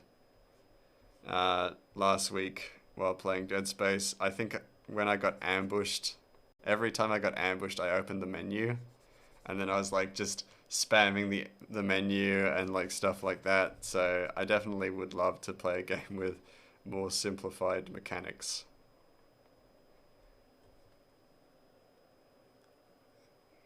The Puy du Fou beats his record of visitors last year with 2.83 millions of visitors that year between April 9th and November 6th, and you've been there 17 times. That's cool. That's amazing. That really does like speak for its quality. That's awesome. You're more prone to simple RPG systems because you prioritize roleplay and the flow of the session. That's fair. You're just after my own heart right there. I so much more prefer the roleplay and the flow of a session for sure. I prioritize the roleplay and the story over most everything else. You hate crunch systems, absolutely. Like, fully agree with you. Like, honestly, I could take or leave combat, honestly. In D&D and tabletop games, I could take or leave combat, really. Like, that's how much more I prefer story and stuff like that. Story and roleplay, I think that's more special and better. More betterer. I could, yeah, just get rid of the crunch systems. I'm not into it. Oh yeah, if I also didn't say already, this comic is based on a D&D game that never finished. You hate D20, D&D when it gets to high levels. Yeah, it just feels a bit messy and overly complicated. You basically, when you get to those higher levels, you have to face higher like level enemies, and then as a result, some games, like if you're playing a 5-hour game, you might just be doing one session of combat, and that sucks. Like, that is tragically heartbreaking because it ruins the flow and the enjoyment of like why you play D&D is because you want to have fun with your friends. Sitting there waiting for the wizard to organize their spell list because they're gonna, cast a single spell on this enemy. It sucks. It's just not fun. Huge fan of Fate and Savage Worlds. I have heard of Savage Worlds. I should really look into that. Also, you have a lot of homebrews based on D10 storyteller systems. And it becomes just a bunch of combos. Yeah, exactly. You spend the entire game thinking about what you're going to do in combat, and then your turn may come up, and the other players will have done something that has completely like ruined what you were going to do. So you're just like, oh, now I have to improvise, and I don't want to hold everyone else up, you know. So it's just like, ugh, it's just too, yeah, it's just not fun after a certain point if it gets too heavily into combat.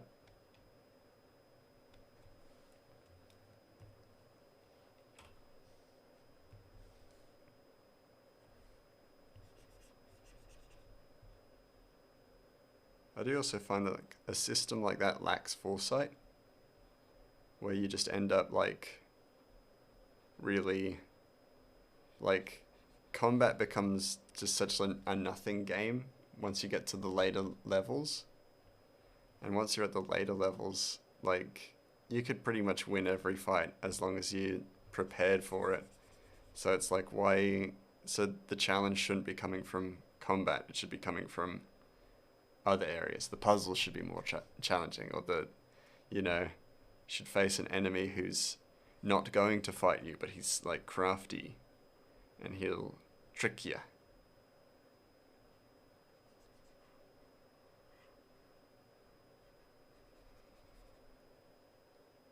Strategies and stuff. Yeah, exactly. Like forming a strategy is so much more fun than fighting. Actually, interestingly enough, that's why I created Ratchet when I played in this campaign. He was intentionally designed not for power but for roleplay, and I could create an overpowered character pretty easily. It's not difficult. But I created him for roleplay, and he became an immensely endearing character as a result. So much so that when the game ended unexpectedly and went on hiatus and then never came back, I was like, his story needs to be finished. And that's why I started the comic, basically. One of the things you like in Shadowrun, Go's Murder Hobo is a death sentence. Yes. Oh my god, that's great. Yeah. That's when your players become a bit murder hobo-ish. That's terrifying. Especially if you can't stop it, which you pretty much can't in D&D. Like World of Darkness scenarios. Do I like World of Darkness scenarios? Depends. Depends, ultimately. Sometimes, but I think those need to be like, for me, they need to be slightly shorter games or shorter campaigns, because if you dwell on the depressing or the darkness, it can definitely have an effect on me. You know, in that I'm just like, I just become obsessed with that kind of world set, and I'm just like, oh god, everything's dark and grim.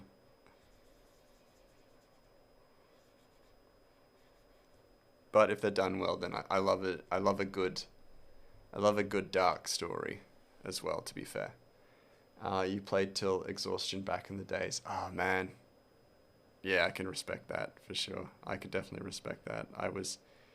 I used to be a DM who DM'd 2 different campaigns on a bi-weekly basis. That was the biggest mistake I ever made in my young life. It was terrible. I got so burnt out by D&D during that period of time. Just to name a few cool special effects you can find in the shows, there are giant flames that are thrown in different directions, a stage that can flood and deflood itself. Oh my god, you are speaking my language. A 360-degree stage that the seats rotate around. Ooh. A life-size recreation of the trenches in World War I time. Oh my god. A replica of a Roman arena where the show the sign of triomphe take place, just to name a few. That sounds so cool. You're making me really want to go back and visit France again. But I want to visit Japan so bad. Maybe I could visit Japan and then France, surely. I'd love to do another trip to Europe, honestly. Europe, well, France. I frickin' adore France. But I have to go visit Europe again. Out of curiosity, Tyler, have you been to Lucerne? Lucerne, Switzerland? Just out of curiosity, because that's maybe one of my favorite places of all time. Like, places I've ever visited. It's absolutely beautiful, especially in the winter.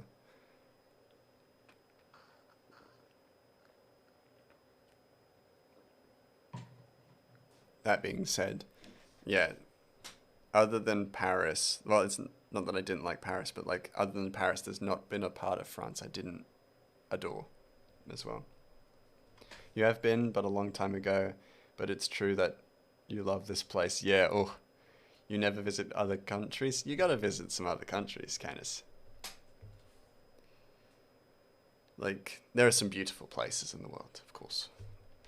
And definitely not pushing you to go out there and travel, because ultimately that's not for everyone. But France is beautiful, and Lucerne is beautiful. But you visited and lived a lot of states in your country. That's super cool too. Getting to know your country is also an incredible experience as well. So, no argument from me there either.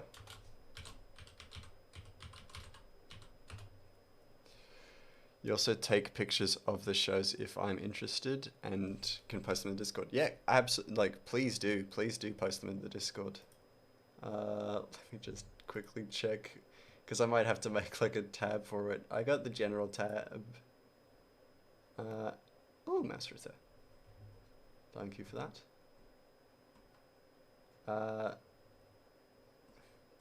Yeah, so we've got a text channel called Post Your Pics. If you want to post pictures and stuff, then go for it. Pop it in there. There are also no wrong answers. If you end up posting stuff in other places, then I'll just let you know where you can post elsewhere. Absolutely no issues with you posting wherever. I just can't afford it. That's also fair. Traveling is expensive. You also want more tattoos, but you can't afford it too. Also fair. I completely get that as well. I currently have one tattoo. I have another tattoo booked, so I fully understand that.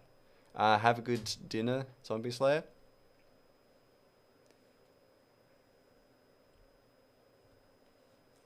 And if you don't come back, have a good evening.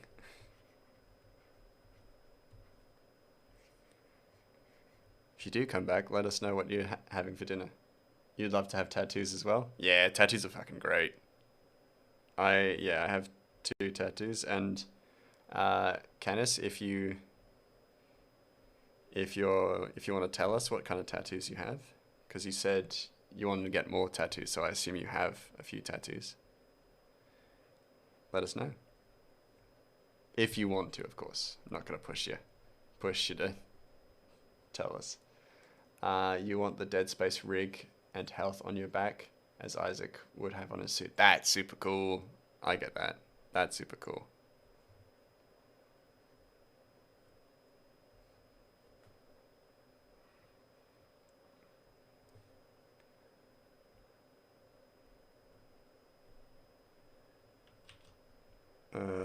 The next tattoo I'm having booked is the statue from Disco Elysium.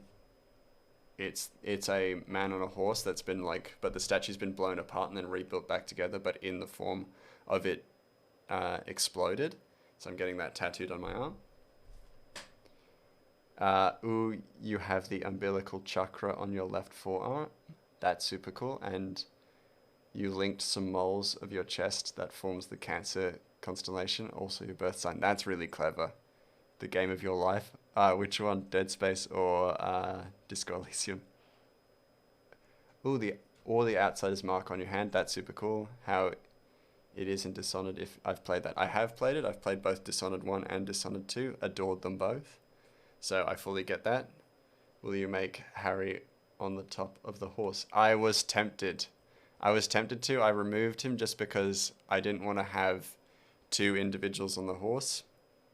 And I like the idea of having a tattoo that if people didn't get the game reference, they would still be like, oh, that's a really nice tattoo. And I thought, yes.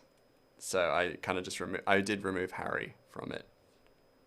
But I'm probably going to get more Disco Elysium tattoos because I adore that game as well.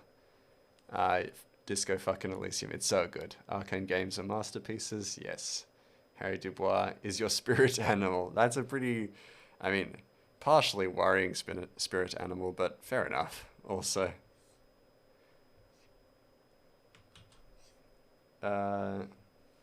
And you want it to glow in the dark, but you don't know how difficult that is or isn't. It would be cool regardless, though.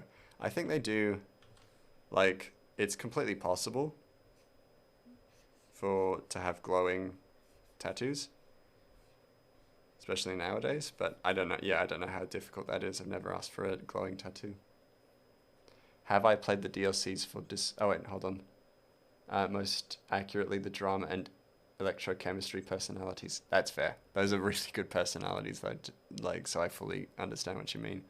Have I played the DLCs for Dishonored 1 yet? I have not. I actually do need to play them. I actually haven't played the DLCs for Dishonored 2 either. I need to play both of them. You play with Volition 1 in real life ads. Yeah, I mean, I get that. And you'd like it to glow blue because if you play as Corvo, it glows blue into it. It does, yeah. That's super cool. That would be super cool if you can get that to work. If you can get the tattoos to glow, that would be awesome. There's Dishonored comics if I'm interested in that. I would be interested in Dishonored comics. Welcome back from the ads, Canis. You play with... I'll jump back to what you said so that you don't miss it. You play with Volition 1 in real life. That's actually like samesies. Something you probably find pretty cool, Canis, is I actually have these skill cards as physical cards framed in my living room. And I adore them. They're the best birthday present I've ever received. So technically when you go in the dark, you're using blink. That's cool. That's super cool. Your next tattoos have to be your dog that passed away in August. Oh, that's a beautiful tattoo. And I'm sorry to hear that, Canis. It is always very sad when a beloved pet passes away. Fucking awesome. Yeah, I mean, like, the art style of Disco Elysium is unparalleled. He rested. Exactly. He's at peace. And, you know, when we have pets that we love, we just hope that they live a good and wonderful life, and they make our lives better, and we make their lives better, and all that jazz. It is always sad to see them go, though. Although you haven't played it, Deathloop is made by the same people who made Dishonored, and Deathloop takes place in Dishonored's universe. I didn't know that. I knew about Deathloop, and I have been curious to play it, but I did not actually know that it's the same universe. That's super cool. Rip little homie, hope you're in doggo heaven with all the tennis balls and good treats for good boys and girls. Yeah. All dogs go to heaven. They're all good boys and girls. I believe wholeheartedly. He surely is. He was a very good and clever doggo. Yes.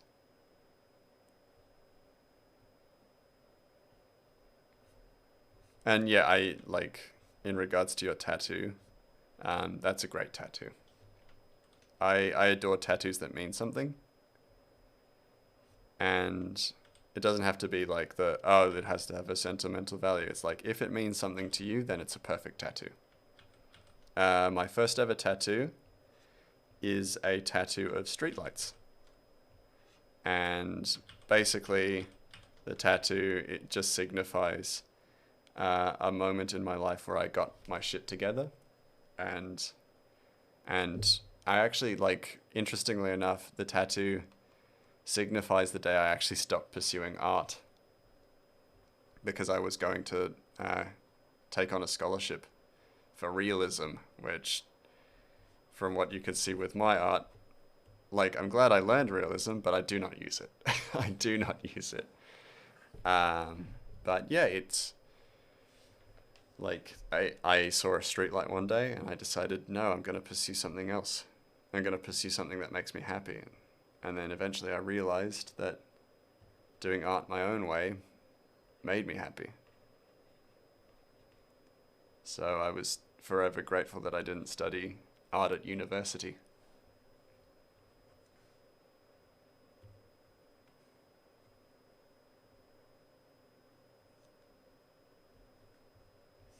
But then yeah, it's like, yeah, next tattoo is gotta be something like, gotta be a Disco Elysium thing. Because I adore Disco Elysium. It's one of my favorite games, if not my favorite.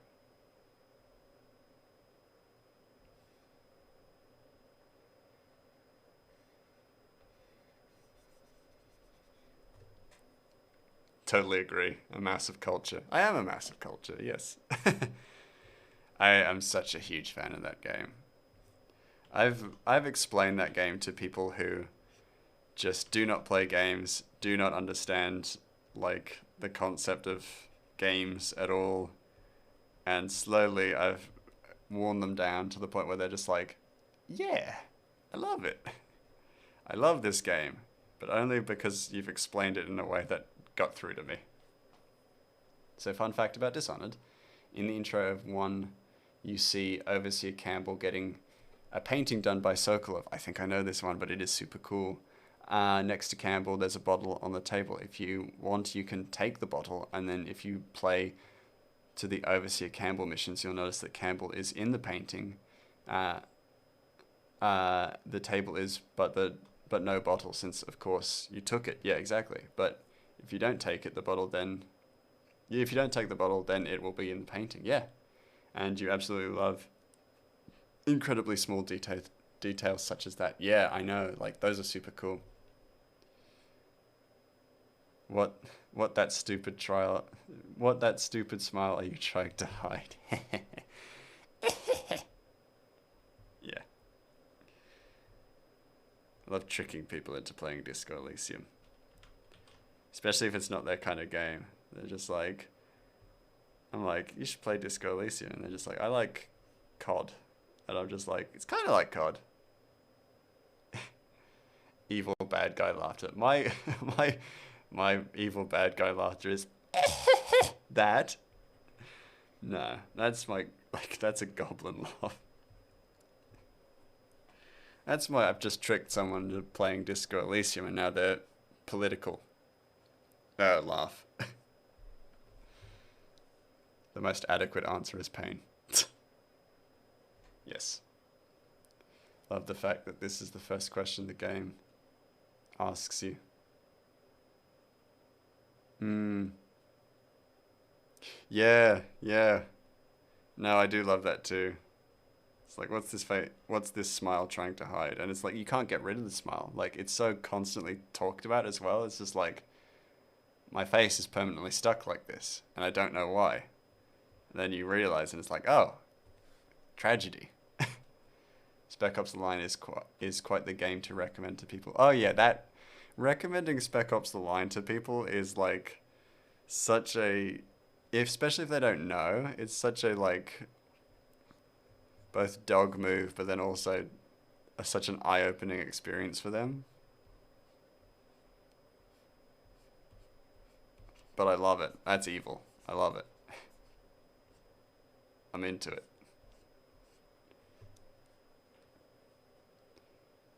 Don't talk about this game. Talk about mindfuckery. Oh god, yeah. Oh god, yeah. That game is excellent in the way that it just fucks with you. It's just like, this is just like any other, and I love how it sells itself like any other like point and shooter game. It's like, oh, this is just like a knockoff Call of Duty or something like that, and then it just fucks you over. It just stomps on your heart and your brain, and it's just like, you did this. PTSD with white phosphorus. Oh my god, yeah. A hell of an art game. Yeah, oh god, yeah.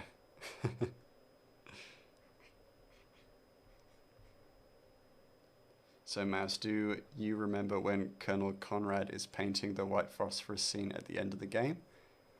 I do, yeah. Just like as a bit of a warning, I've watched my brother play it, I haven't played it. So I do know the story beats, but I have not physically played it. And did you notice the reference that Conrad says? I am not sure. You'll have to remind me for that.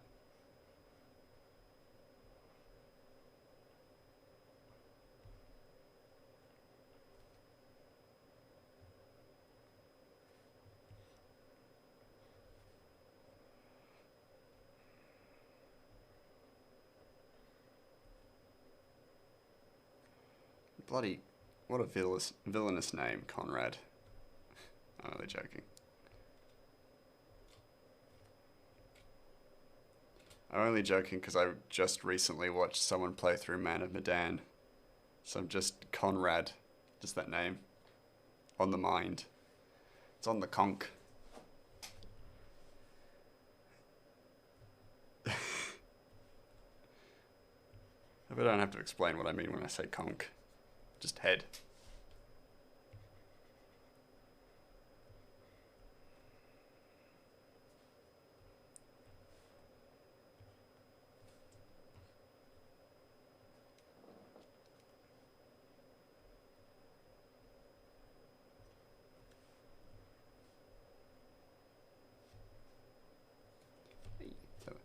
You sent a few pictures that you took at the Pour de Fou. The shows featured there are The Ball of the Ghostbirds, The Secret of the Spear, The Vikings, The Wedding of Fire, Richelieu's Musketeers, and The Last Soldier's Plum, in order from left to right. Ooh! Let me see if I can... Hold on. Plume. Interesting. Let me just...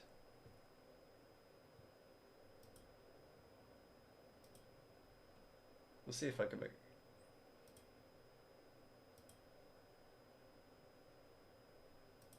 Let's quickly jump to Discord.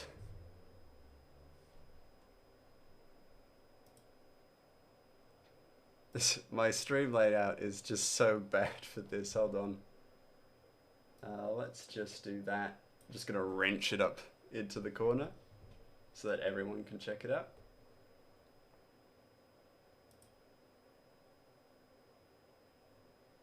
Cool. And these are all displays. Or, oh, sorry. Bumped the screen. Bumped the mic. Holy crap. These look like real. This is beautiful.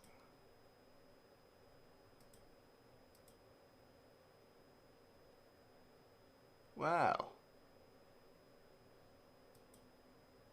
That's super cool.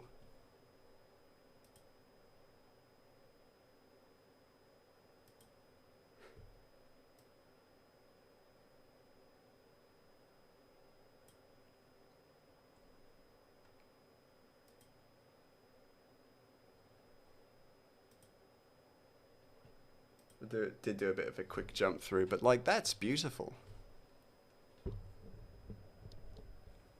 So yes, this is a glimpse of the Puy de Fou. Pas de Fou. I'm invested. I now want to go there very badly. Damn it. Well, I guess this year's holiday is planned, but next year's holiday, I know where I'm going. We're going back to Europe, baby. Grey mass in Europe again. If I did actually like post videos of trips that I go on, would people be curious about watching them? Because I do really want to go to Japan this year. And I was like, do I make a video about it? Or do I not? And I'm just not sure. I'm just not certain. Because I could post a video, and I'll probably make like a few cinematic videos and things like that, because that's what I do. But like, I don't know. Do I make a vlog? Do I make a grey mass vlog? Ugh. Some of the shows have been posted on YouTube. Ooh, I will definitely check them out then as well. Very curious about that. And I'd honestly love to see more of France, because I got to see a little bit, but not on a massive expanse.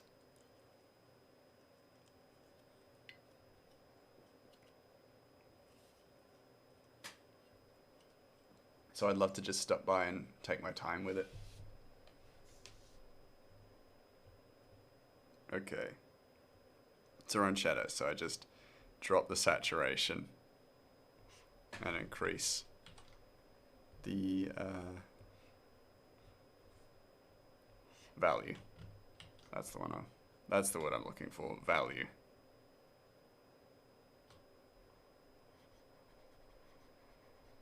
I am an artist, but I am also not drastically that intelligent.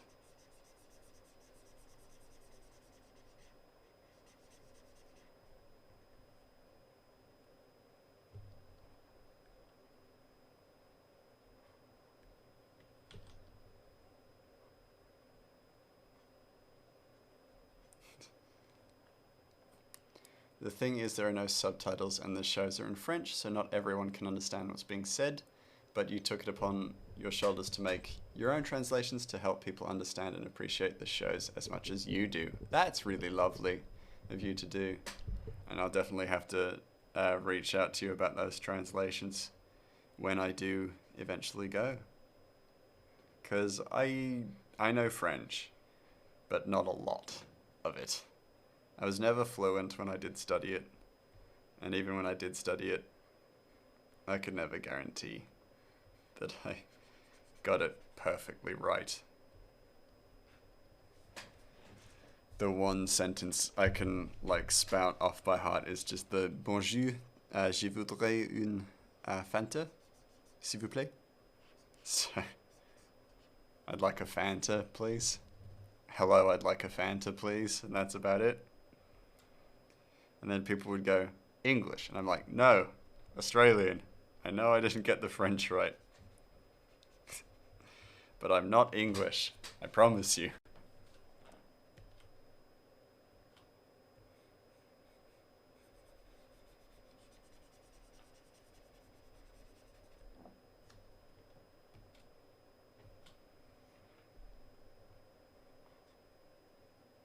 Actually, my French is great. Ah, thank you. That means a lot to me. Like, genuinely, that means a lot. Because I haven't really gotten to speak much French in a while. The Aussie accent is so perceptive. Well, you'd be surprised. In Australia, people think I sound quite British. Because I have a bit of a fucked up accent. Hold on, just going to take some water.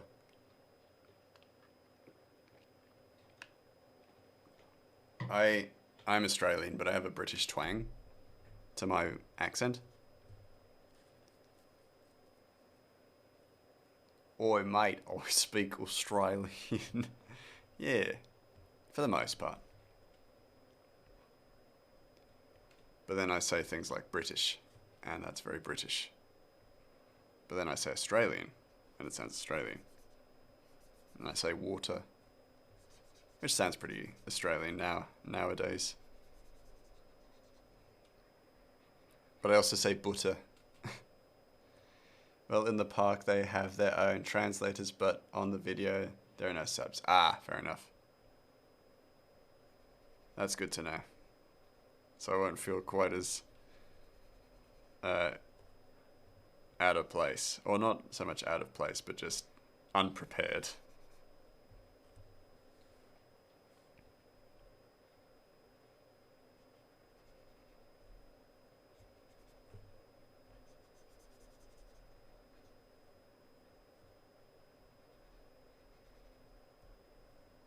Oh, because that's not shadow. You're Brazilian and you can't describe how the accents of your country sounds in other languages. It's weird. That's fair. Honestly, I do get that. Because to me, when I do the French, like when I speak French, which is, as I've learned, a very rare thing for an Australian to do. Even the minimal French that I know, I don't know a lot of Australians who speak French. But even that, I can't fully hear the Australian in my accent. But anytime I've ever been to France or been in France and spoken French, they've always been very pleasantly surprised to hear me speak French. But then they're also they'll think, Australian or English, and I'm just like, yes. Right now you translated The Last Soldier's Plume, which still took about 5 months. Damn. You love doing it, but damn, French is hard to translate to English. Yeah, no, that's fair.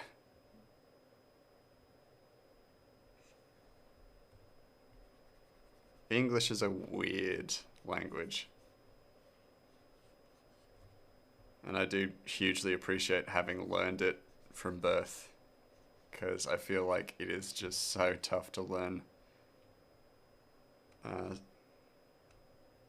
not from birth.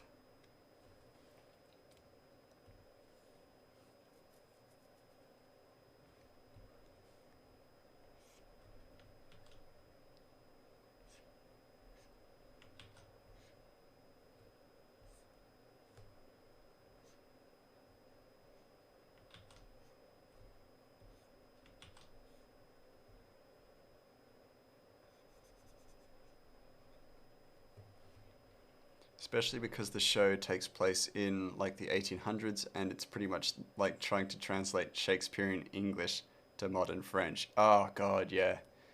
It's as painful as that. Oh my god, that's rough. Yeah, you know what? That's so rough. Because, it's hard enough as it is, the language change, and, the alternation from French to English. But the fact that you have Old English, which up until a certain point didn't have a dictionary for it, or didn't have a universal phonetic.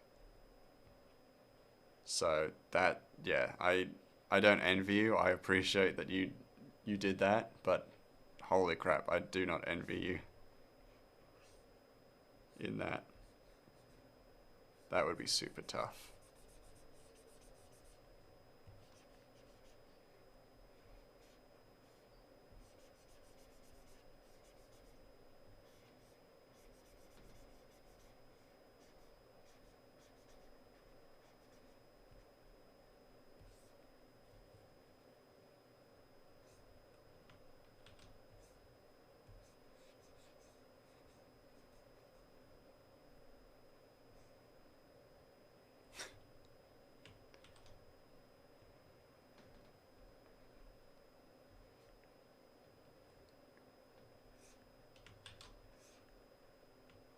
It actually doesn't look too bad.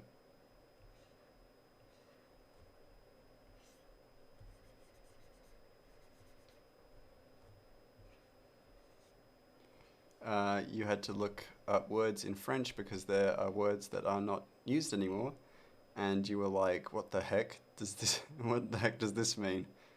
And then I was like, how am I supposed to translate that really? Yeah, oh man, yeah. That's so tough. I think the closest I've gotten to that level of dedication to language work, I've actually I've created a language for Goblin in this comic, and that was painful. That was really painful work. And I did it because I was like, I kind of need, like, it would be kind of cool to have a translatable language in the comic and in the world. So then I'm never gonna actually like provide a like dictionary or a thesaurus for the language, but you can you'll be able to figure it out slowly as the comic goes on. But it is based not in English, it's based in Maori, which is the indigenous New Zealand language. One, because the origins of the game, the campaign, goblins were, their like language and their culture was derived from Maori. And then also because I didn't want to base a language that I had created from scratch to be born from English. I thought that would be lazy. But holy shit, it was a lot of work. So when Conrad is painting that scene, Walker says, "You did this." Of course, talking about the painting itself, but Conrad says, "No, you did," of course, talking about what the painting represents. Yes, this is a reference to when Pablo Picasso made his painting called Goetia. He made it because the German Air Force destroyed a town of civilians. The story goes is that a Luftwaffe officer asked Picasso, "You did this." And Picasso said, "No, you did." Oh, amazing. That's super clever. That's a super clever like game detail. I love that.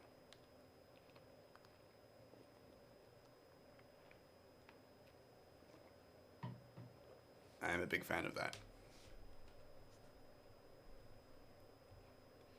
Like horrifying, but also just an incredible. That's an incredible reference.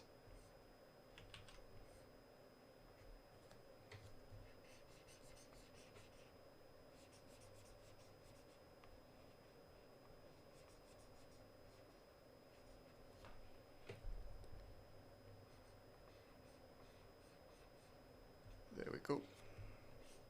Ratchet and his lovely little scarf. Yeah, the small implications as to what the game implies are beautifully done. Oh yeah, that game is really a masterwork in subtlety. In so many ways, or it masters subtlety so well.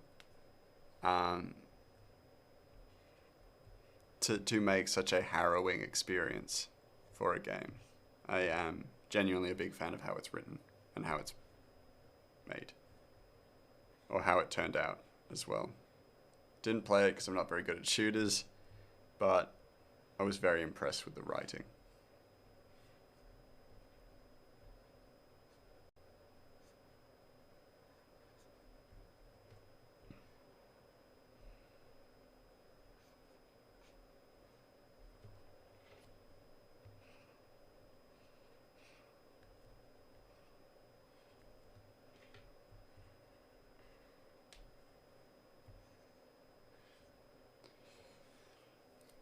And the first thing you see when you enter Dubai is a stop sign, and as Conrad said, we keep marching on. Yeah, incredible. It's just so good. That's such good like storytelling.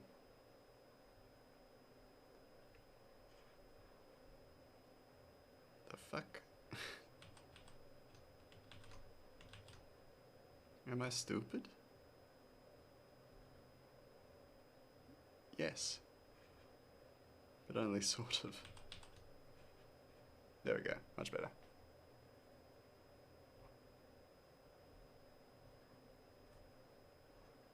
It's because I did that in a very roundabout way. Gonna leave your lurk here. All good, Canis? Lovely to see you in chat. Have a good lurk. Have a good evening. And thank you for the company. You made this experience all the more delightful with wonderful conversation. Have fun with the lurky lurks. Morning for you. Have a lovely morning.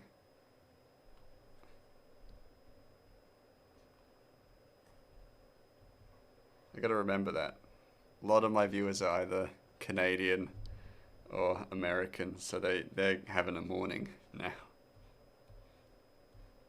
And now French, as I've learned, which is kind of cool. Though around about the same kind of, vaguely same timings, a little bit. Not evening for them either, I don't think. We'll see.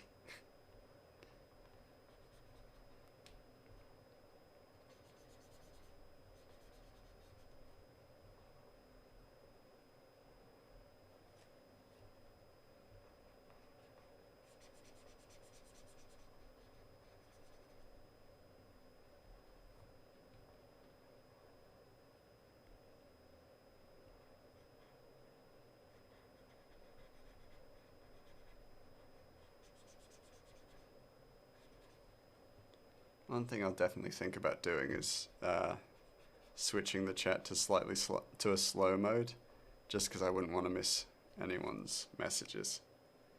And I'm slowly getting there. Slowly getting there. For example, there was this word cocarde, which is a blue, white, and red piece of fabric that were worn by the revolutionists during the French Revolution to stand out amongst the royalist and protest against the king. And your little brain was like, is this word even still used? And you just used deep to translate, and I had rosette and cocarde, which I'm pretty sure are words that are not used anymore. No, I don't think so. Rosette is, like, I've heard of rosette, but very sparingly, so I fully get what you mean. That feels like that would be agony, I think, to have to translate that.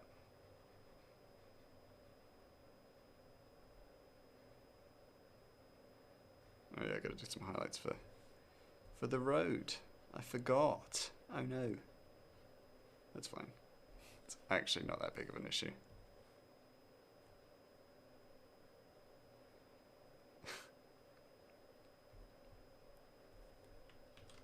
I love that Nightbot every so often just chimes in with a, hey, you heard of the Discord? And I'm like, he's doing his job. He's doing his job well. He's got one job. I demoted him because he muted a bunch of people because they were using all caps. So I demoted him. Now he's got the one job and he does it very well.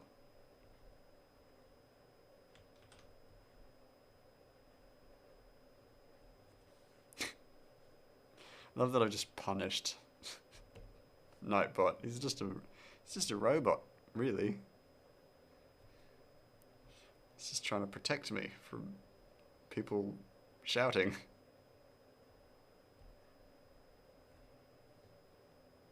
But yeah, no. I didn't like the idea of people having to like warily message me, so I just cleared out his code. Changed him. Demoted him to just chatbot. Momentary chatbot. And I think that's for the best.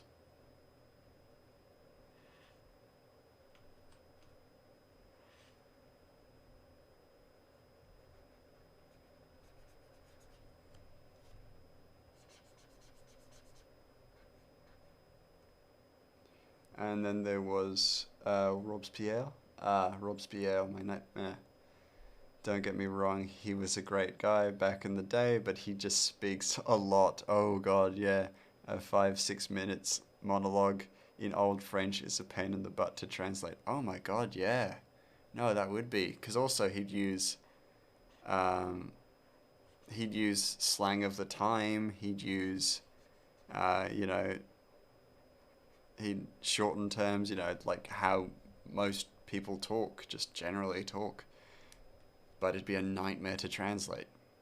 Never knew about any of that. Quite interesting. Yeah, fascinating. We I like to cultivate a space where people can learn here, but I also try to restrain myself from talking about mushrooms and the wonderful world of mycelium. And I only can talk about that once a month. That's it. And I think that's very fair. I don't want to talk my chat to death about the amazing world of fungi, no matter how amazing I think it is.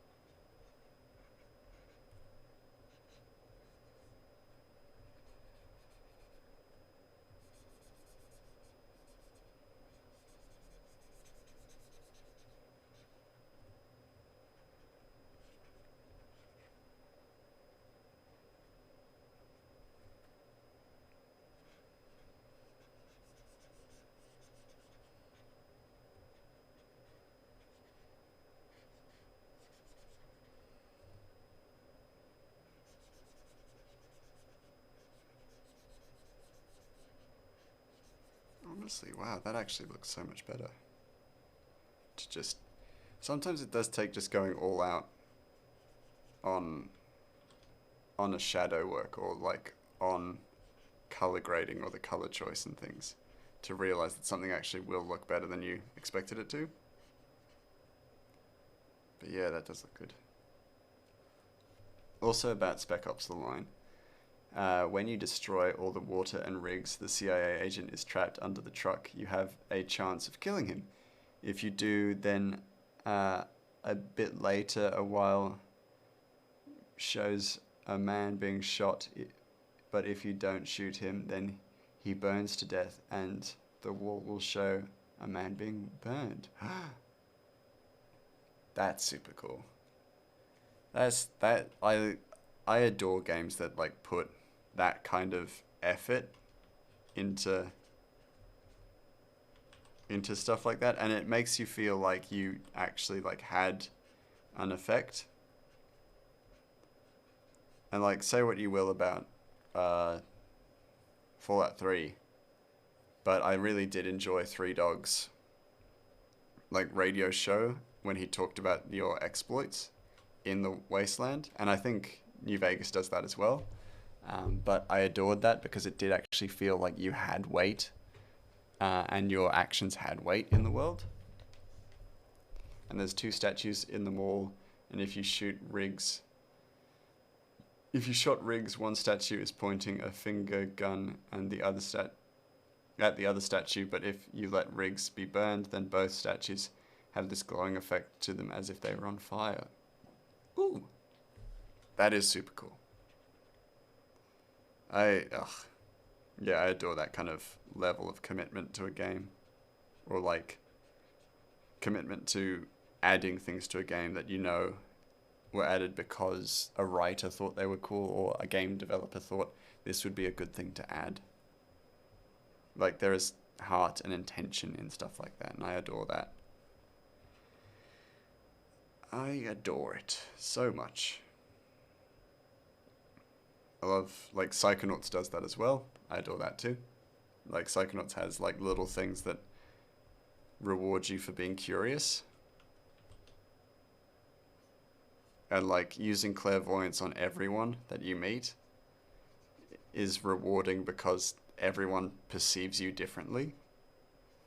And it's evident because you could use clairvoyance to see how they see you. Super cool. Yeah, it's not just press A, B, or C, but nothing different happens. If you choose A, then something completely different happens. It's super cool. I'm a huge fan of that. And it's still like it still is a linear story, but it has choices that have these alterations and differences that are going to affect you more because it may not change the overarching story, but it affects your experience, which in a sense is more important than a branching narrative that doesn't do that. It provides like an illusion of choice, and then you end up at the same place, but with, maybe fewer characters or whatever. Like some of the dark pictures, like Anthology, which I found some of them to be quite disappointing, just because it provides this illusion of choice, and then you actually don't. It makes no difference, other than, Dark Pictures, it does make a difference because it kind of dictates how many of the people are alive at the end. But like for other games, it's like it's not quite so much that, or it doesn't quite so much have that at all. It pretends to have a choice, and then doesn't have a choice. Do I remember how Lugo dies in Spec Ops: The Line? I do not. I'm not great with names. Names I often end up forgetting, especially in games. So I can certainly not guarantee that I remember how Lugo dies.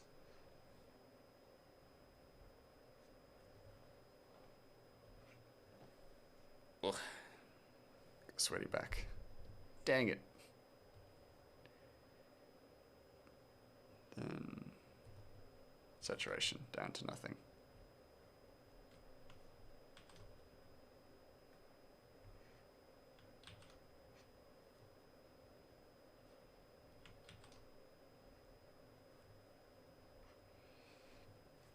Lugo is one of the main characters, and he's the one who calls you a murderer, who's killed by hanging later in the game. Oh yes, I do remember that. That's harrowing. Like, from what I remember, that's a harrowing experience as well.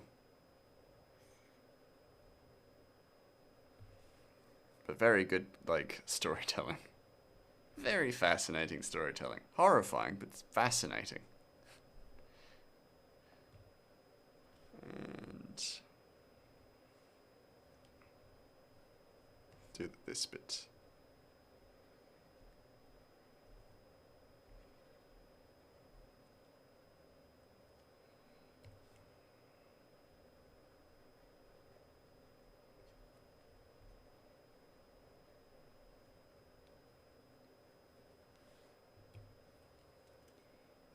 Just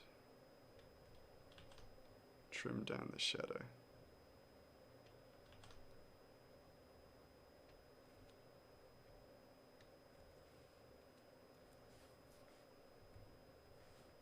Yeah. And then actually, because this line is actually kind of important. Or not important, but you get what I mean. But it has like motion.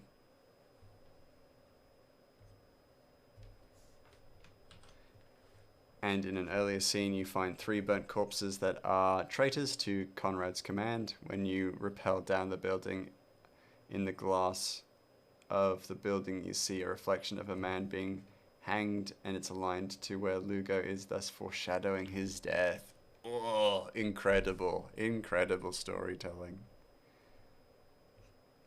Oh, that's awesome. Very nicely done. Like, that's really nice storytelling. Let me just... And that's the third panel.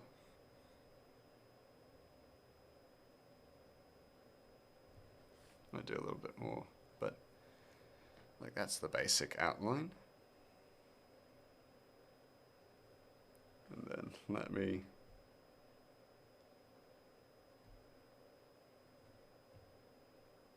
oh, that's not what I wanted to do. Let's actually pop it up there, and then it actually will work for what I intended to do.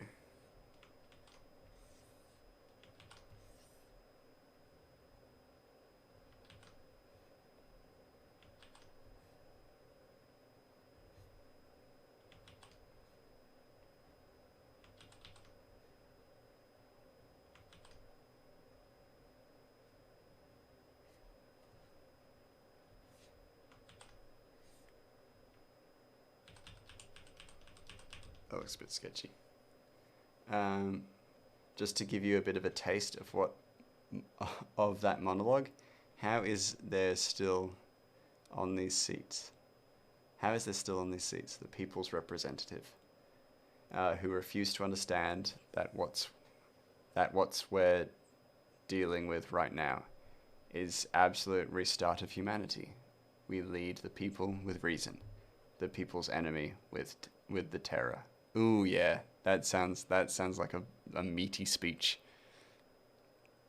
Like, and also in a speech, like, in a powerful speech, you would use a lot of like very like strong and like heartfelt language. So that would be a nightmare to translate, like, loyally, for sure. Also in that room where you find 3 burnt corpses, you see a memorial wall dedicated to the dead of the 33rd. On the wall you see the names of dead soldiers, but you and the names of your 2 comrades are also on the wall, thus foreshadowing the death of you all.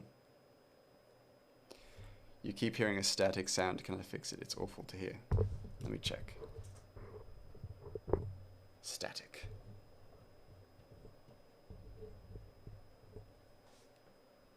I'll see what I can do. I'll see if I can alter it.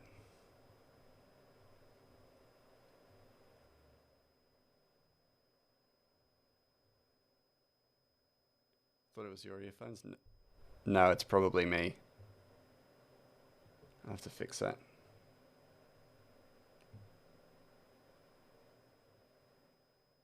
I mean, it wouldn't surprise me.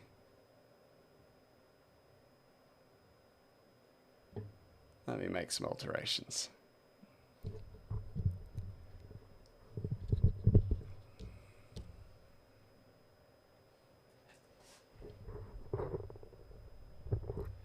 Check everything's properly plugged in, things like that.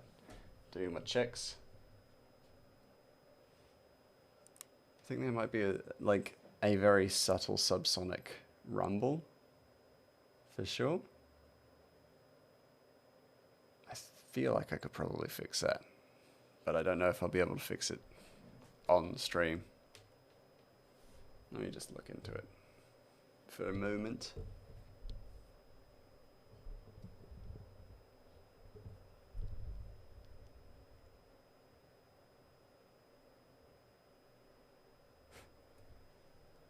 And read. I will read that. Just for a bit of history, the Terror was an important period during the French Revolution from 1793 to 1794, where any royalists or even neutral people who just wouldn't join the revolution would be executed in horrible ways. Guillotine, the friend of all revolutions. This is a joke.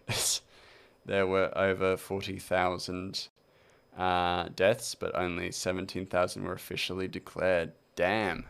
That is horrible. And like, just even to people who just conscientiously objected as well, that's fucking rough. Rough time to live in France, for sure. I feel like I can fix that just by rotating it, really.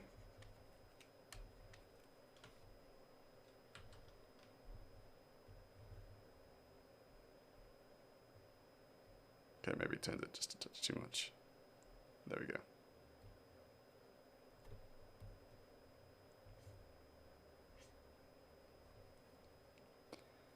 Uh, you love history, but history hates you. Oh no, not even half of it was confirmed. Good lord, that was a lot. Yeah, like, damn. That's history is a cruel, cruel thing, though. To be fair, I think there was uh, an Egyptian pharaoh before Cleopatra who was a female pharaoh, um, who was completely erased from history because I think her sister was just jealous of it. No, her brother was jealous of her. And so they just erased her from history, and we didn't find out about her until like there was a mistaken, like, her name was written on a hieroglyph, uh, on like, the equivalent of like um, a toilet plaque dedication, basically something really minor, but then it led to this exploration of a historical figure who was erased from history. Partly joke because you're black, partly real because you can't remember dates. Dates are really hard to remember anyhow. It's all good. I fully get that. I remember aspects of history and like the notions and the events that happened. Definitely don't remember the dates. So that's totally fair enough. History loves you, but math hates you. But jokes on math, because if it was a real person who was on fire and you had a bucket of water, you drink the water. Hey, that's fair enough. If it's a mutual hatred, then it's fine. Oh damn! So just a joke written somewhere is why we know of her. Yeah, exactly. It was like it. I think it may have even just been a mockery of her, but because of that, it allowed for us to kind of backtrace things like that, and then archaeologists were able to associate her name with like breaks and missing sections of walls and dedications and plaques, and as a result, like, her name was no longer completely removed from history.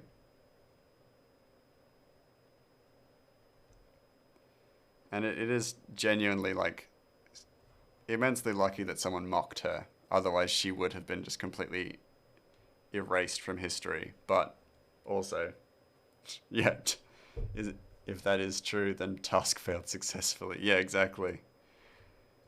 A real moment for that, for sure. But with that said, we got 3 beautiful panels. I should save. And I saw the little blip there and I was just like, I should really save this. Otherwise I'm going to lose it.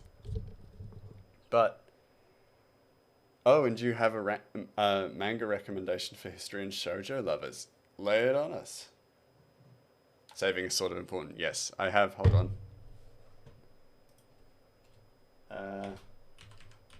Does this work? We'll see. Yep, Graham has to save this file 3 times. Yes, please provide us with the recommendation. I'd love to read a manga on history. The Requiem for the Rose King. That sounds amazing. That's a good name.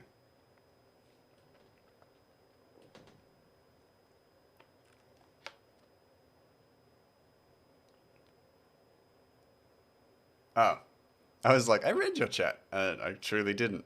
Like, why would a name not be here? Well, this person's name isn't anywhere despite her importance. Yeah, exactly.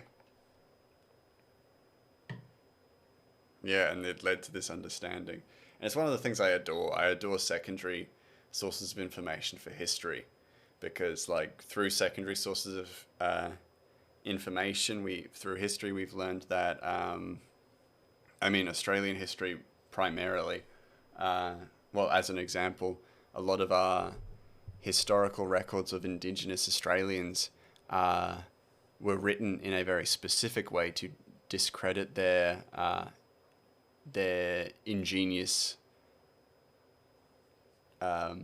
civilization and their agriculture and things like that. But then American history, which some of you might find interesting, we only know that Lincoln was horrifically depressed through secondary sources.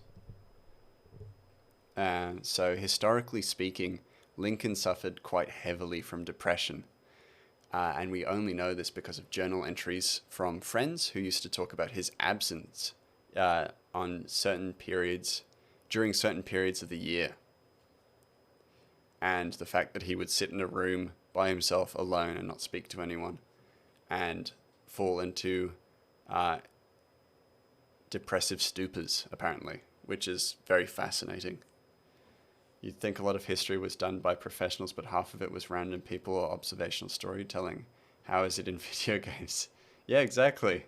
Like, we're genuinely lucky to have some of the history that we do have, or the knowledge of history that we do have, because of various different sources. It's basically the manga adaptation of Shakespeare's Richard III's play. Richard III play, which in itself is the humoristic adaptation of the actual Richard III and the War of the Two Roses. That's super cool. I'll definitely give that a read. I adore manga, and I adore collecting manga, or manga if you prefer. I will say it any which way, because I don't have a grounding accent to call home, so it's totally fine. I adore the Tokyo Ghoul manga just because it's beautiful. It's beautifully illustrated. But then I also have like Berserk. I have Akira. I have a lot of My Hero Academia. I've stopped reading that and watching that, but I still have a ton of it. I got Vagabond as well. I adore Vagabond. You're on the 8th book, episode 17, and damn, you want to flip the table.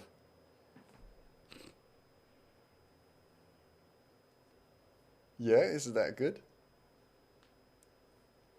I can definitely trust that recommendation. If it's filled with passion, I can definitely trust that. I'll make a note of it. Requiem for the Rose King. It's an ad about to start. I feel like I was going to raid out. I might wait until the end of the ad to raid out, just so that none of you I don't just abandon some of you during the ad. That would be harsh. Also, what you said about language for storytelling, that's how you feel when you read Lord of the Rings, because it's just so incredibly complicated for this small-brained idiot. But what happens, and the events are cool. Yeah, no, I get that.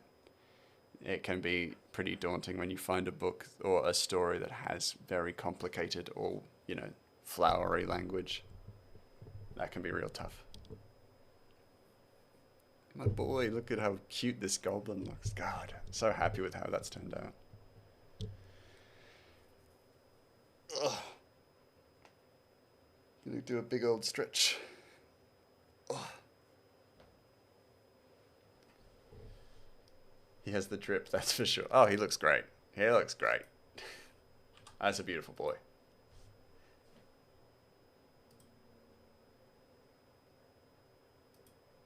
That is a beautiful boy.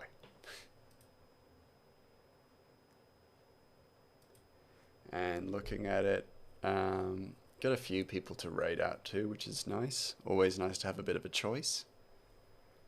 And we'll look at the options, of course. We got Nev, we got Simon, Shaggity is great. We got Ducky, Liam, and Plozix, so those are the ones I know. They're all lovely, lovely people. Nev, I've jumped into her stream a few times lately, and she's just been nothing but lovely. Let's raid, but just so you know, he's a bit of a prick. Oh god, you did it again. Let's raid Grey Mouse Inc., but just so you know, he's a bit of a prick. If I raid myself, I have to continue streaming for another 3 hours. We can't do that. I have to go to bed at some point. Something that is nice is that in Requiem for the Rose King, we have queer representation, since Richard Plantagenet, the main character, is intersex. And that's no spoil, we actually learned that in the very beginning. So yeah, that is really lovely storytelling. That's the point, keep streaming. That's fine for you guys, because it's morning. But for me, I have work tomorrow, and I'm like, I don't want to be completely fucked over by streaming all night. But once I get that day off, I might actually start streaming. Like, I'll stream all day, and that'll be good. It's night for you too. Oh, well then in that case, never mind. I take it back. I take back my sarcasm. My sarcasm about that. Yeah, if I could stream all night, I probably would. I've gotten so into this. I've gotten so into illustrating this comic. But I know just from, self-care and personal care, I really shouldn't continue on. And it's very much 11:42 a.m. Oh, lucky you, Tyler. Lucky you. Damn ads. Yeah. The ad's almost over. Don't worry about it. Did you not say you're from Guam, which is east of the Philippines and south of Japan? You did tell me. I'm always kind of like, I'm really bad with time zones. That's the thing. I usually just assume people are like, it's midnight there or morning there. I'm so bad with time zones that sometimes I ask if I can call my parents who live in just another state over, but they have a different time zone. And they're like, oh, we're actually having dinner. I'm like, what? Now? And then I go, oh, shit. You have a different time zone. Which is such a weird but also cool thing about Australia. We have 3 different time zones. Since you're so close to me, you can send me food and snacks so I can keep streaming. Ads are over. Hey, welcome back, Tyler. Welcome back. We'll chat about who we should raid out for then in that case. Now that the ads are over, I can actually say good night or good morning or good day to you all properly. I would never say no to food and non-perishable treats, of course, but I'd have to set up a PO box, so we'll cross that bridge when we burn it.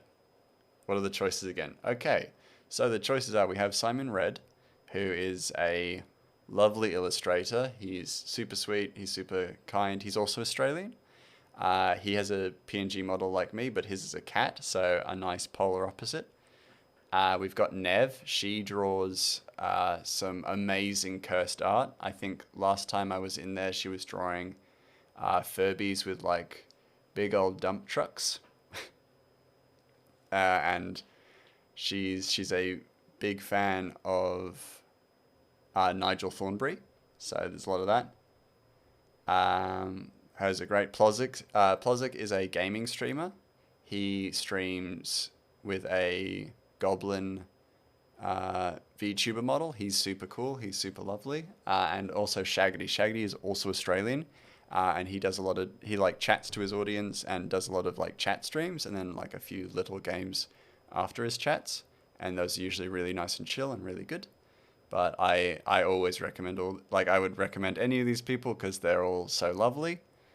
And they're just great. I can't recommend these people enough. They're all wonderful. You'll get Vegemite, whatever the fuck that is, but apparently Aussies like it, so if you like it, you'll find some. I do like Vegemite. I actually do really like Vegemite. And yeah, I'll send the character's design of one of the most recent characters, Zahra. Actually, she's mine, but also your friend's character. We're making a webtoon together. Ooh, lucky. I mean, not lucky, great. Not lucky. Amazing. That's super cool. Goblin's your pick. Plozzik. Plozzik's great. Night, Loki. Take care of yourself, Loki. Hope you're feeling better. Plozzik. Also, before you get, thank you so much for resubscribing, Loki. Back now at 4 months. Damn, it's been that long. That's crazy. But yeah, take care of yourself. Get some sleep. Plozzik. Plozzik is a good choice. I'm gonna put down Plozzik. Tyler, Loki, if you wanna let me know, I'm happy to sway the vote. But if we want to go Plozzik is great. I want to just make sure that I get everyone's, like, give everyone a chance to vote.